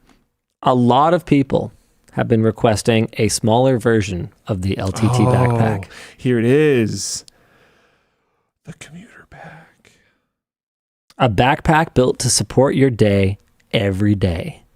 Your day organized. Pockets for all your tech and essentials, ready for you to access in seconds, no more rummaging. Our most portable backpack yet, with a 20-liter capacity. Built to last, with durable, water-resistant reprieve canvas, a rivet-reinforced top handle, YKK zippers, and a certified, validated, dual-layer bottom. I didn't know you did. That's hilarious. Product is still in final development. Final specifications may change. Oh my gosh. But you can sign up for it at lttstore.com/pages/commuter-sign-up. And I am really excited about this thing. Are you going to cut into it? No, I'm not. It's not necessary. We already did that. We already did that. This is it. It can love this pocket. It can hold a shocking amount of stuff, considering how much smaller it is than the OG backpack. We have external water bottle holders on both sides. So it was more of an ergonomic choice than thinking that anyone needs to carry 2 water bottles. Some people do. Sure. But it was more to do with, depending on which way you like to swing your bag off to grab your water bottle, we wanted to have the option on both sides. But I use this side for my precision screwdriver kit, and also get this, so you can see the bag there. Yeah, see the pocket there. There's a little hidden zipper here. What? I didn't know about that. Yeah, keep my mouse in there. Okay. Pretty cool, right? I didn't expect the hidden pocket to be that big. I didn't expect you to pull a mouse out. Oh man. You gotta need it secondhand because it wants to be more streamlined, so it tries to close a little bit. Like the OG, we have our RFID protected passport pocket back here. I believe, it was going to be accessible from both sides. I killed that because I didn't think it was necessary. It's got a sunglass pocket. I have a ton of stuff in mine right now. Sunglass pocket in there. It does not include a fancy dangly thing made by Linus's children. Oh, yeah, no, that's not part of the bag. Yeah. And then it's got kind of a pocket of holding, just like the OG one. So I've got a bulky sweater in there. I've got a tech sack in there to help with organization. That's about it, because it is a significantly smaller bag. So that sweater You have and organizer that pockets after that. took up the whole thing. And then in here, we've just got, kind of a variety of pockets, including one for the screwdriver. I've got a little magnetic thing on here to kind of, keep them from getting all flappy doodly. And then just like the original bag, it's tech first, right? So these go all the way down, which they didn't in the initial revision because of the interference with the water bottle pocket, but we found a new way to construct it so that they can. And we've got 2 sleeves, so you can have like your laptop and your tablet, or your big laptop and your smaller laptop. And then we've also got space on this side for your 1 or 2 chargers. And then, or a mouse or something. Yeah, or a charger and a mouse or something like that. And then we've got, cannot get the angle right on this. We've got a black zipper pocket right here. So you can, put some low profile things down there as well. The ergonomics are really good. I would say it is as good, if not better, than the original one, especially if you have a smaller frame, like your body, the frame of your body. And it's going to be, have we announced pricing? I don't know. Given that the team hasn't, I'm not going to say it. Not in the blurb that we have, and I don't see it on the site right now, personally. Was there a blurb? Sorry, did I hit all the points in the blurb? I don't know. Neat. Well, anyway, cool. Not yet. The official answer is not yet. The official answer is not yet. Okay, well, it's going to have a price. It will, yes, it will have that. lmg.gg/commuter. Dan, do you mind throwing that in all the chats? Yep. All right. Okay, fine. Do you want to talk? I get to see it. Yay! All right. Who just did that? Really darting all over the place. I'm trying to copy the link. Yeah, it's not like it was 12 characters. You need. Oh my goodness. Okay. This one's for all the floaters out there. Yesterday, Sarah went live on Floatplane, designing a shirt with suggestions from our Floatplane subscribers. The result, a design that Luke has not yet seen. No, I was busy working. I didn't get to see it at all. And I have also actually not seen. Oh, cool. So it's as far as my understanding goes, it's a bit of design by committee. So there was input from the audience, but she did the actual design work. And you have to be a Floatplane subscriber and then log in with your Floatplane account on the store to be able to buy it. Oh, okay. So Dan, if you want to copy this one as well. What? Okay, That's so sick. What am I looking at here? It's a Floatplane with a little dino hanging off it, I think. That's actually so cute. Wait, is it on the back? Do you want to zoom in? Yeah. Oh, okay. That is adorable. Actually, really, the wings broke. Oh, he probably chewed the wing off on this side. Oh my goodness. That's my assumption. Hold on. Someone says they see bread. Bread? I don't see any bread. I don't see any bread. Did she hide bread in it? Is there hidden bread, Dan? No way. I don't know. I was doing my job. Bread plane. What are you guys even talking about? I think no. Is it made of bread? Is that why there's a bite out of it? Baguette wing? Is it? Oh, because he ate it? No, I think to get the little marks like a baguette. Is that intentional? That is probably a stretch. Guys, I don't know about that. What I don't little know about marks? that. Those little marks there. They kind of look These? like baguette marks. No, No, I don't think so. I don't think so. I don't think That so. is You such guys. a reach. That is a reach indeed.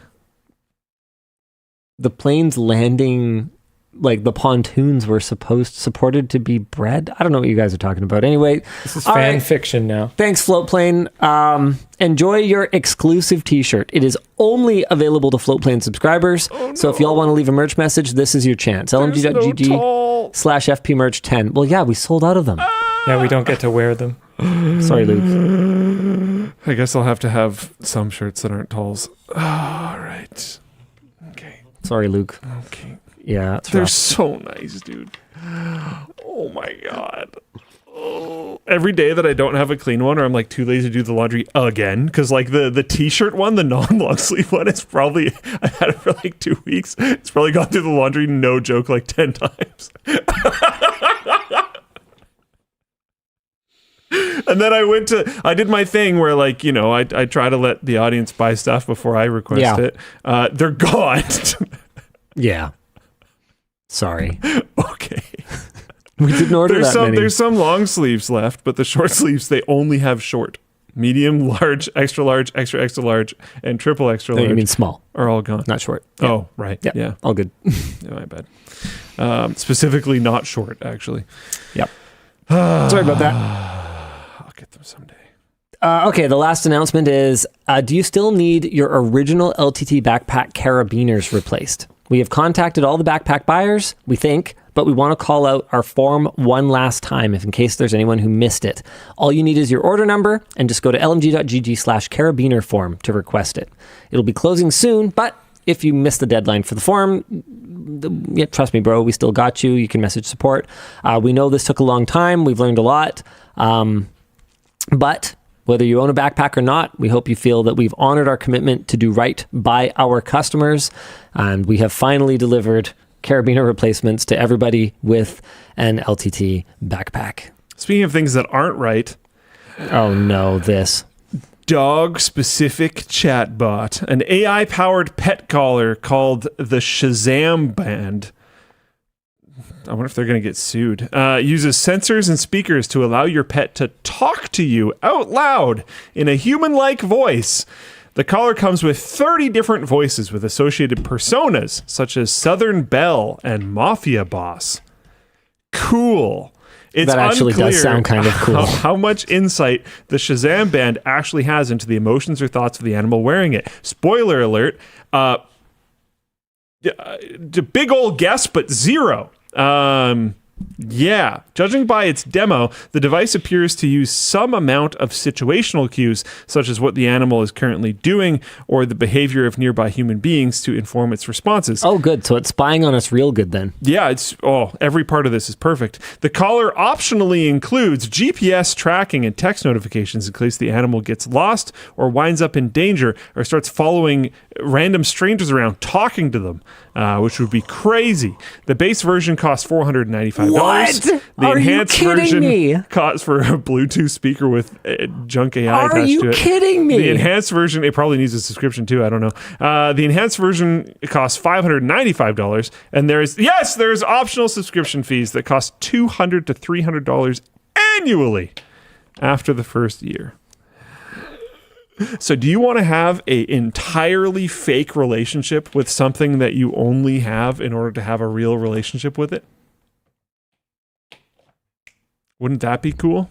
Wow. Do you want to be actually completely not in tune with what your dog is thinking or You just feeling you at just all? imagine, Yeah. you know. There's been a bunch of this type of stuff. Like there's been this trend where people try to use ChatGPT to like talk to their future selves, and they're getting like really emotional over it. And I'm like, that's not you. That's not you at all. You're talking to a robot. Please stop. Oh my goodness. Anyways, Citizen Bean says, personally, I use dog psychics. This may be a product for Dennis. Some people do actually go to psychics to tell them what their animal is thinking. Yes. This would be cheaper than that in the long run. And Just probably as effective. just as accurate. Actually, probably not even, because if you actually know anything about animals at all, you can probably tell something of like what its attitude is. I guess you would bring it. Yeah, that makes sense. Yeah. Yeah. Might I make a The suggestion? dog psychic has high What if animal the dog handling skill. is the psychic? If you, I mean, it would have to be for the psychic to form a link with it. Where so- was the hyphen? Oh. Can I make a suggestion?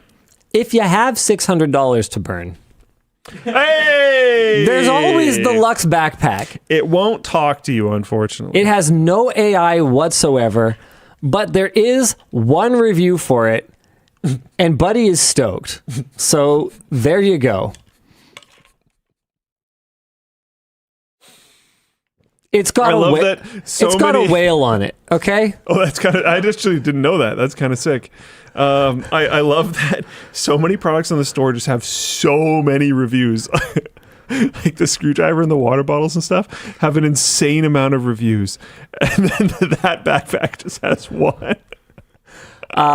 We only just started shipping them recently. Oh, okay. We've been taking orders for like a year, but it took a long time to get it done because of all the issues with our backpack supplier. The screwdriver has over 8,000 reviews. In all seriousness, the Luxe backpack, I think we have like 3 left in stock because we over-ordered compared to what people pre-ordered, but not by that much. And then it took a lot longer for us to get them, and we kept taking orders. So by the time they actually arrived, I think we only had like 10 extra. So if you want one, actually do order it right this second.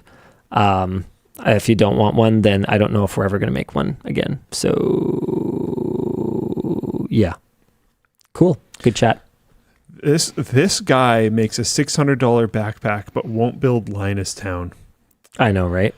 Well, That's- maybe if people bought more $600 backpacks, I'd be able to. Did you ever think of that, Luke? That's where you have to store your ID card, is in your $600 backpack. I mean, it makes perfect sense to me. You get randomly ID'd on the street. Someone asked how many Luxe backpacks we sold, and this seems like the kind of intel that would be really stupid to like talk about publicly, but I'm curious, so I'm going to look, and then I'll decide after I see it if I'm going to disclose it. Nice. In other news, I'll do a topic while you're looking that up. The FCC makes canceling easy because Lena Khan is a boss. Okay, this is actually the coolest thing ever, and I love it, and every country needs to do this, and I don't say that often. A lot of stuff she's doing is sick. The FCC has released a final version of its new click-to-cancel rule, which requires companies that offer subscription services to provide methods of unsubscribing that are at least as convenient and easy as their sign-up method. A service you signed up for with an app needs to allow you to cancel via app or online. A gym you signed up for in person needs to allow you to cancel by calling or online. The new rule will take effect in around 6 months. Very cool. Very cool. Very nice. Discussion question is, can some subscription services even survive without leveraging the ADHD tax? This will hurt some of them for sure. If for no other reason than because this law comes in, I think people will pay a little bit more attention. They'll go like, oh, I wonder what things I'm subscribed to now that it's easy to unsubscribe, and then go. We can help. Yeah. Oh yeah, how is the Twitter block function change not in the doc? I totally slept on that this week. I even went through and was looking for stuff to add, and I just totally forgot about it. I don't know. Basically, people you blocked can see your stuff now. They just can't interact with you. Is that right? The funny thing about that to me, though, I don't know what it is. This is where I'm a little confused about it. Is I don't understand what difference it makes, It doesn't make a difference at all. because block was not like protected tweets. It was just, They can make another account. yeah, you could have another browser tab that's logged into a different one or isn't logged in, and then you could see it there. So Yeah, this being the straw is very confusing to me. The MCG said Bluesky got over 500,000 users. Yeah. And I've seen a bunch of people... okay, Bots? no, go ahead. No, I don't know. No, I don't think that's actually the issue. I don't think that's why people are migrating to Bluesky in droves right now. I think it's actually more to do with that they updated their terms. So any art you post on X just belongs to them for AI training now. How is that not a bigger story? I don't know. Okay. We're just used to it by this point. Yeah, so there's no opt-out anymore. If you post something on there, it just like belongs to them to use. What if it's already on there? I don't know. That should be super illegal. Well, I mean, there's a lot of things that should be super illegal, but That's true. I don't know. Sure. Yeah. Yeah, Crystal Thief said it's not just that, it's the AI crap. I hadn't heard of that at all. I had only heard of the blocked thing. Yeah. The block thing honestly doesn't, that seems like kind of fundamentally not understanding how the block function worked. Like if you're sort of mad about this change, it just doesn't, I don't really understand how it makes a difference. Apparently Luxe sold out. It did? Oh, balls. Tim Okay. said Luxe sold out. I was going to order it as my Christmas gift to myself next month. Well, I was thinking about that as well. You were? Yeah. Merry shitty Christmas then, I Kind of guess. seems like something you might do, actually. Might have. I had to think about it for a second. Might have been for somebody else. I don't know. Oh. I haven't quite decided. Oh. That's why I've been dragging my feet on it for so long. It's a lot of money. It outsold Luke Nukem, I think. Oh. Let me see if I can find it. Yeah, we... That was a weird decision that was done. I wear it like every weekend. So does Emma. I wore it. I don't think I've told you this story. I wasn't planning on leaving the house one day. Emma's car was at the shop, suddenly ready to be picked up. She needed me to go get it. I went to go get it. I didn't think about what I was wearing. I was wearing the Luke Nukem shirt. I walk up and it's this like random tire shop. And there's one of the worker dudes just sitting outside on a tire, just chilling. And as I walk up, he's like, Luke Nukem, eh? And I'm like, I look down, I'm just like, yeah. I mean, even I don't wear shirts with my face on them. Oh, it was so brutal. The name, yes, but the face, really? Gilmore D says, I'm wearing my Luke Nukem shirt right now. Hell yeah. The thing was, they had a bunch of different color options before they decided on one. So they gave me like those ones, basically. Yeah. So I have like a bunch of this shirt that I can't wear any of them. Yeah, so Luke Nukem sold... Let me see if I can find it. It was also like a reference from a random obscure WAN show that never came back. And then we sold shirts on it like weeks later. It made no sense. Sarah brought me over to see the draft of the design. She's like, I have no idea what you want, but is this it? I'm like, yeah! I mean, yeah. We sold 129 Luke Nukem t-shirts. So you stunning to personally me. own probably like a solid 4% of the total Luke Nukem stock of the world. We didn't sell those. I know. Okay, yeah. But I mean, you... Yeah. The second you said stock, I understand. So Luke Nukem shirt was also outsold by meme face sequin pillow clearance. Okay, that's actually sad. Outsold by got fish pullovers. Outsold by red dad hats. You know, if I knew we were going to do it, I could have like kept the meme going for longer. Outsold by sweatband sets. I don't take fault for any of this. Olive beanies crushed it. Yeah. Even our ABC book character plushies outsold the Luke Nukem shirt, unfortunately. I like that. I'm pretty sure I've actually bought some of those. For those are pretty nice. Yeah. Okay, so if you guys are curious, we ordered 240 Luxe backpacks and they are now sold out. So not like a smash hit or anything, but when you compare the revenue number to other things that sold, 200, 250 units, it's pretty substantial. It's like order 50 more. I don't even know that we'd be able to bring it back, because the only reason we were able to do a production run of it was because we took pre-orders for it, which we kind of learned our lesson, because some people toward the end were getting kind of irate about waiting so long for it. But you know how we are. We're not going to ship it until it's ready. Yeah. But the only reason we were able to commit to a production run of it was because we took pre-orders for it. And then we would have to produce like enough to meet a minimum order quantity. We wouldn't want to take pre-orders for it again. So I don't know how we'd justify it. What is the rarest LMG merch item? The rarest? Yeah. I don't know if we could technically know, because we sold stuff before. There was that patch hoodie that you did, but that was not necessarily like That was I mean, that was a one in like fluke kind of chance, right? Yeah, the ones that like had rare patches on them. I mean, some of the Lambo stuff where we've only done 70 -1 units, that's pretty rare. Oh, we don't say that anymore? What, 69 units? Nice. Okay. Yeah, I don't care. I didn't know. I'm memeing. I was like, are you avoiding this for a reason? I wasn't sure. Thought you were being Drake for a second. I mean, 8 more than 92. Pretty much anything that we order, we have to order hundreds of. So yeah. Some of the pins in the like RGB. Yeah. I was wondering, like, maybe going all the way back to like the original logo shirt, like way back, or the Keep On Digging shirt. Oh, the like me in a box coming out of it, like one. I think only like 4 of them exist or something like that from the Cafe Press store that we set up back when I was at NCIX. I ruined mine very recently, actually. Oh no! I washed it and just the ink had not aged well, and it just completely disintegrated in the wash. Gone. Yeah, bummer. All right, what are we supposed to be talking about, Dan? Are we supposed to be doing topics? You have 5.5 minutes left until 8 o'clock. Twitter blocking is in the doc. Oh, hello. Yeah, well, I totally missed that. Great work, everyone who worked on the doc on that. Yeah, so my bad.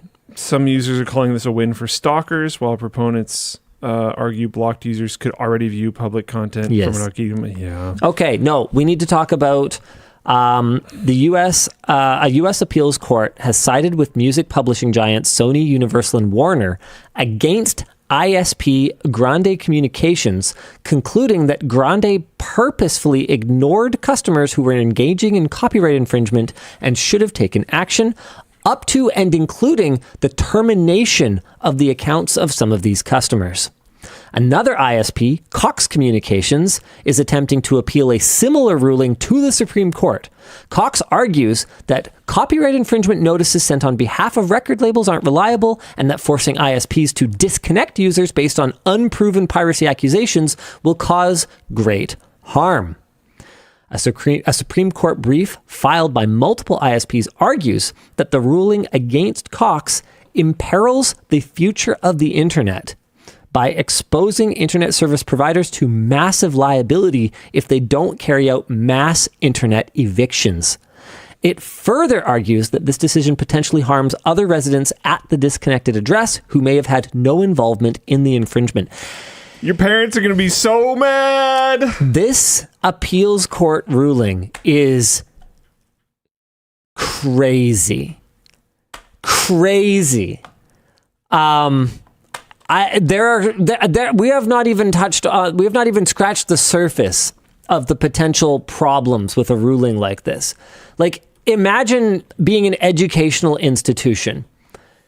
You're the IT admin, and now it's your job to have an absolutely bulletproof system for making sure that nobody downloads any copyrighted materials or your internet goes out. Because the ISP is not going to want the liability. Do you have any idea what kind of damages they seek for every single instance of copyright infringement?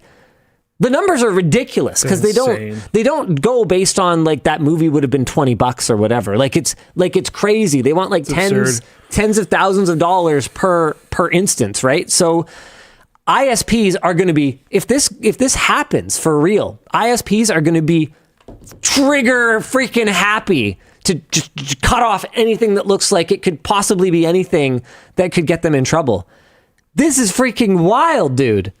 VPNs. Oh, yeah. Hey, Dan, do you have our PIA affiliate thing? It's automated, unfortunately. Oh, it's automated? What does that even mean? It appears during Banner After Dark randomly. Oh. I just mean, do you have the link? Do you want to put it in the chat? Oh, okay. Yeah. I thought you wanted me to put it on screen. Look, a VPN is not a silver bullet for like cybersecurity or whatever. That's not a thing. But it will make it so that they can't tell that you're downloading pirated stuff. It will do that. So thanks, Dan. Yeah. Sick. Dan, can you also throw the carabiner link in? There's a couple people asking about it. Sure. Just to make sure they get it. Thank you so much. You're wonderful. All right. Should we after dark it? I'm running Let's after dark it. on little time. Let's do it. It's after dark time.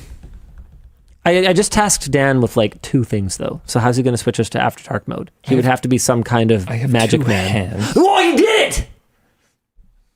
Doing the What a guy. What a guy. What a guy. Is a little harder.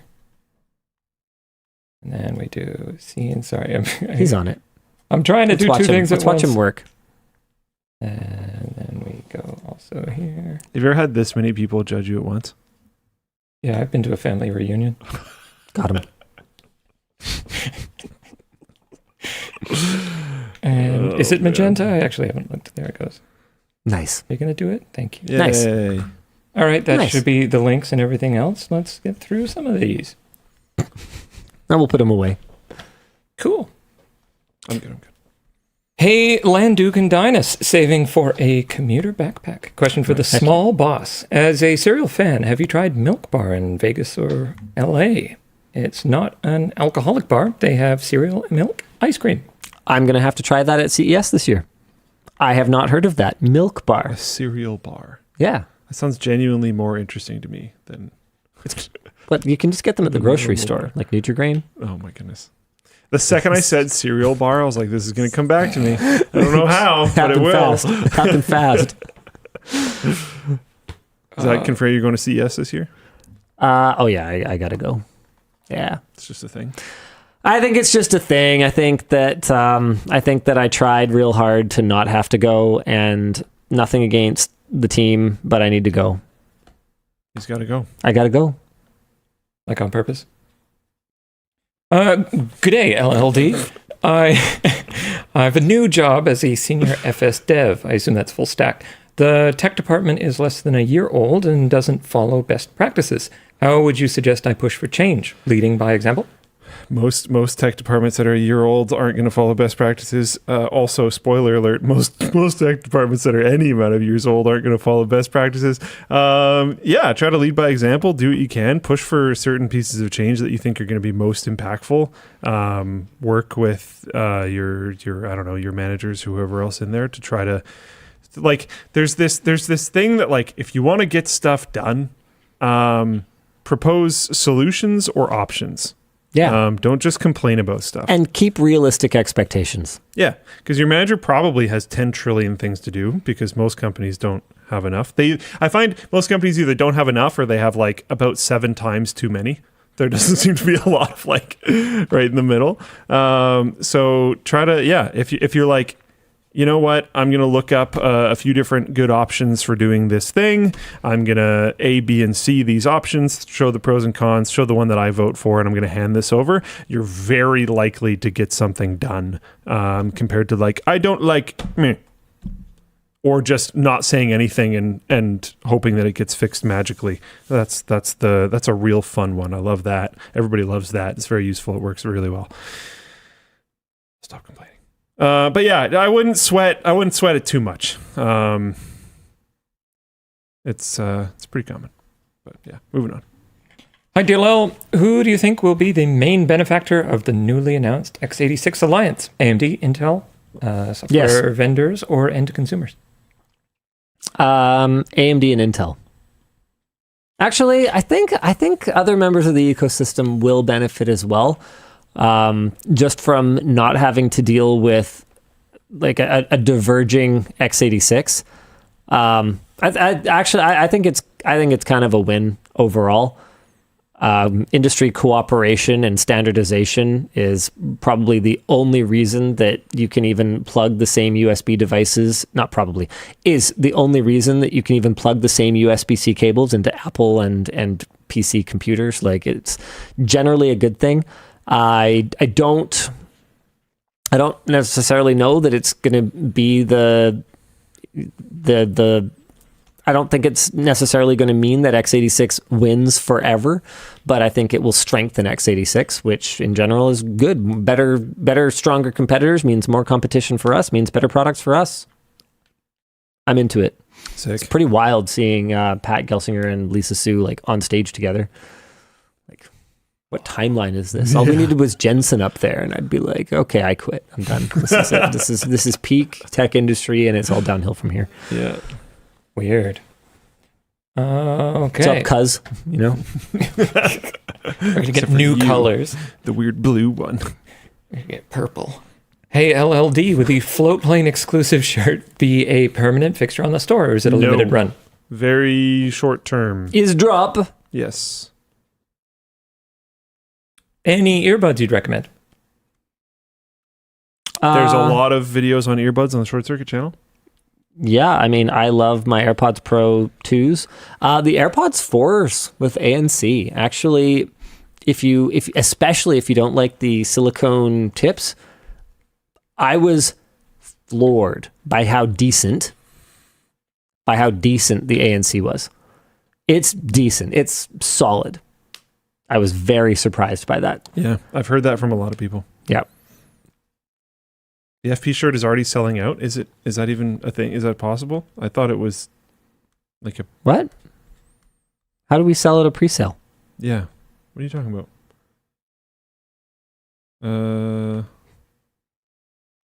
They look like they're here to me. Oh, there may be some colors of blanks that we only have a limited amount of. We might be clearing out our olive blanks. Oh, black large. No. That seems rough. Huh. Maybe we should find out. Cool. Dan, you want to hit us with another one in the meantime? Sure. Maybe If one for team... me, What? if possible. Because he's calling someone, I think. Sorry? If possible, one for me, he's calling someone. If Teams is so bad, why can't you make your own home chat system? Oh, God. That's a stupid question. I'm in pain. Oh, man. What do I even say? I mean, there's a We'll lot use of... mumble. Yeah. Nice. Hold on. Hi, Mr. Nick, you're live on the WAN show. Oh, wait, hold on. Oh, why is my speaker so quiet?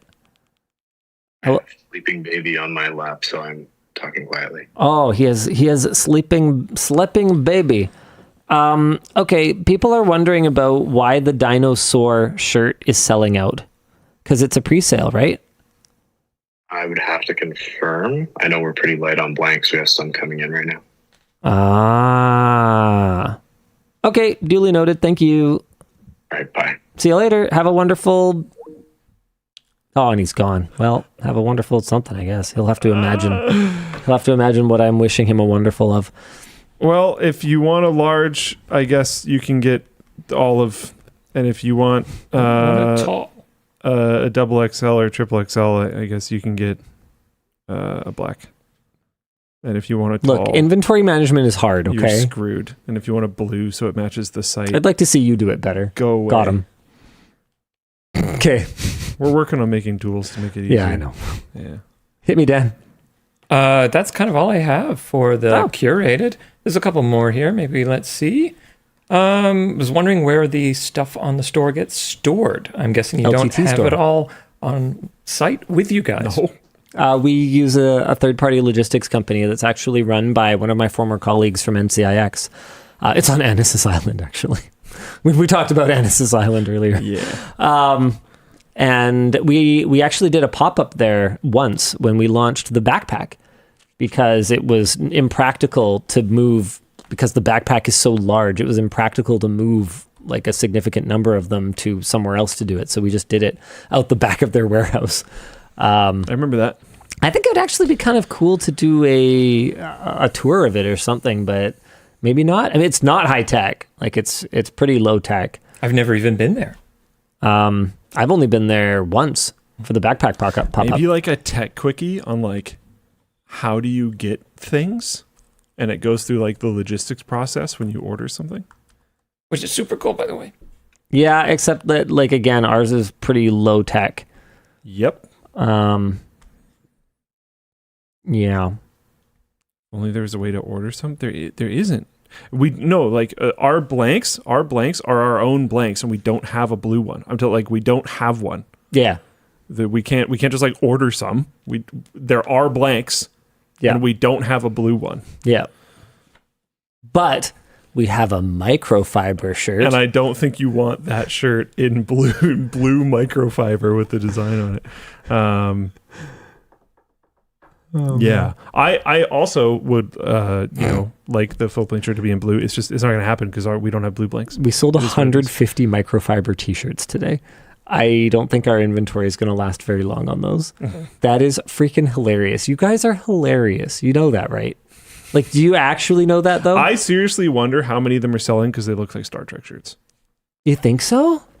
They like really kind of do. They really kind of do, don't they? Especially with like the way the light kind of catches them. And like they really black collar. That was not intentional. No, I know. I didn't see it at all. Yeah, until and now I sat cannot down unsee wearing it. And then I was like, whoa. I can't unsee it. Yeah. At least you guys aren't wearing red. Oh damn! I tried to do the. Yeah. Sorry. Okay. Yeah, we aren't wearing red, so we'll survive the night. Yeah. And I guess I got one more curated, and that's probably about it.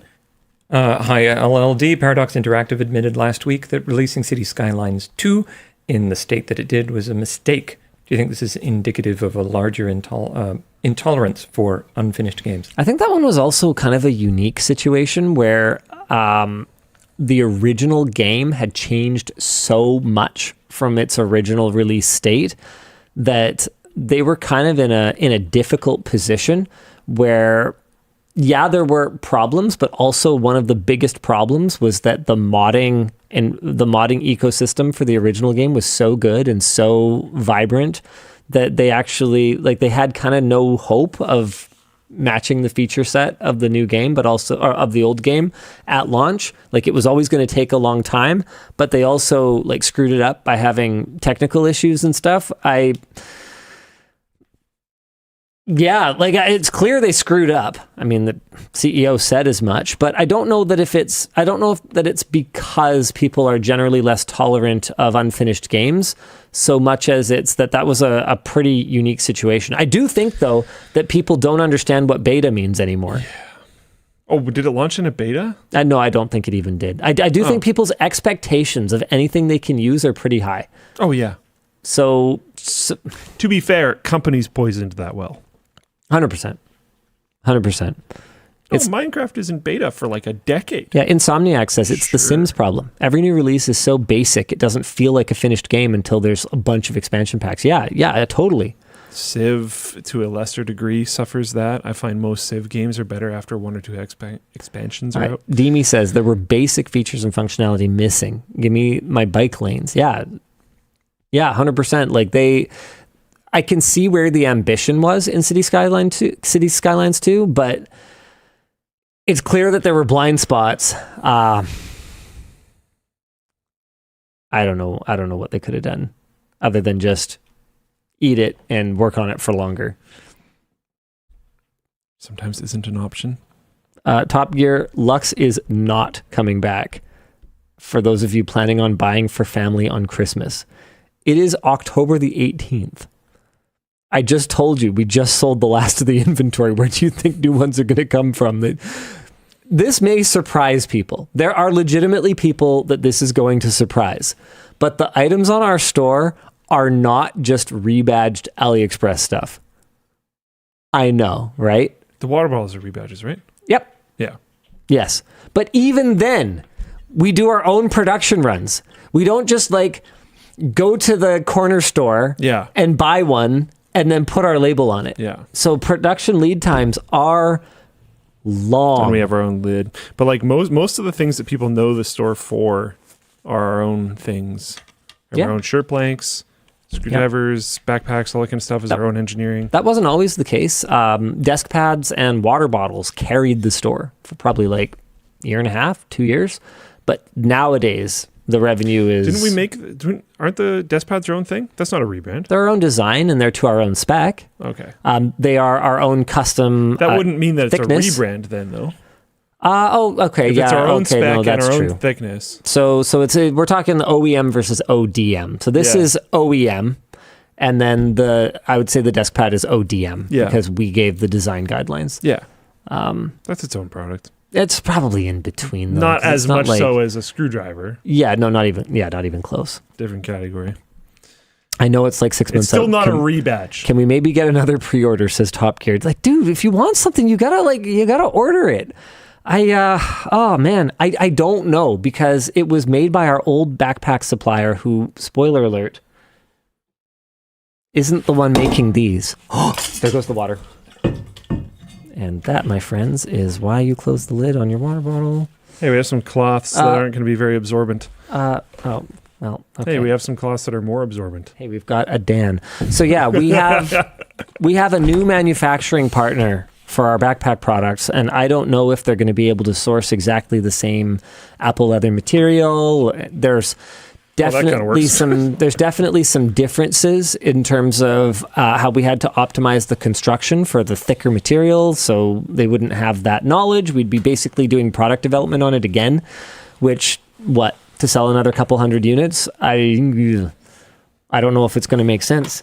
And besides, I'm sure all the people who actually bought it because, they were like, hey, this is a thing that I like. Maybe you make a Luxe commuter bag. I can set it back. I was getting it out of the water. Oops.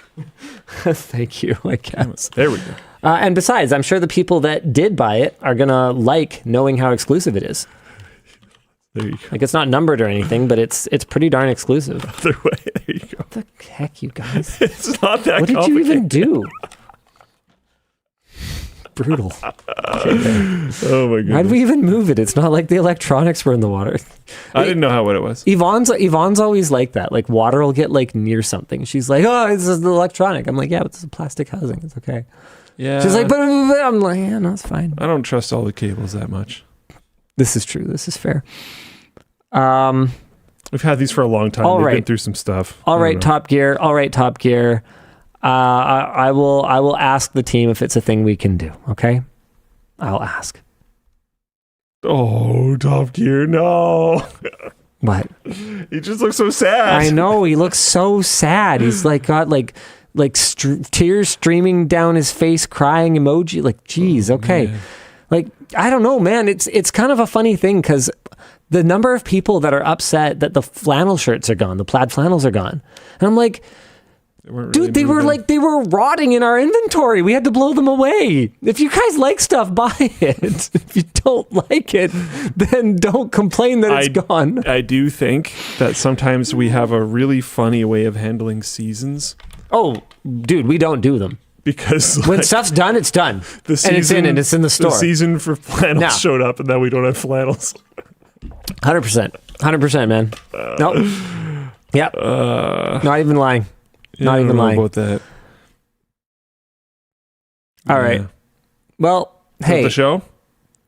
Thanks for watching. We'll see you again next week. Same bad time, same bad channel. Bye. I was so ready for that. Ready for what? The outro came in so fast after I said bye. I'm getting efficient at it. Sit there waiting to jump.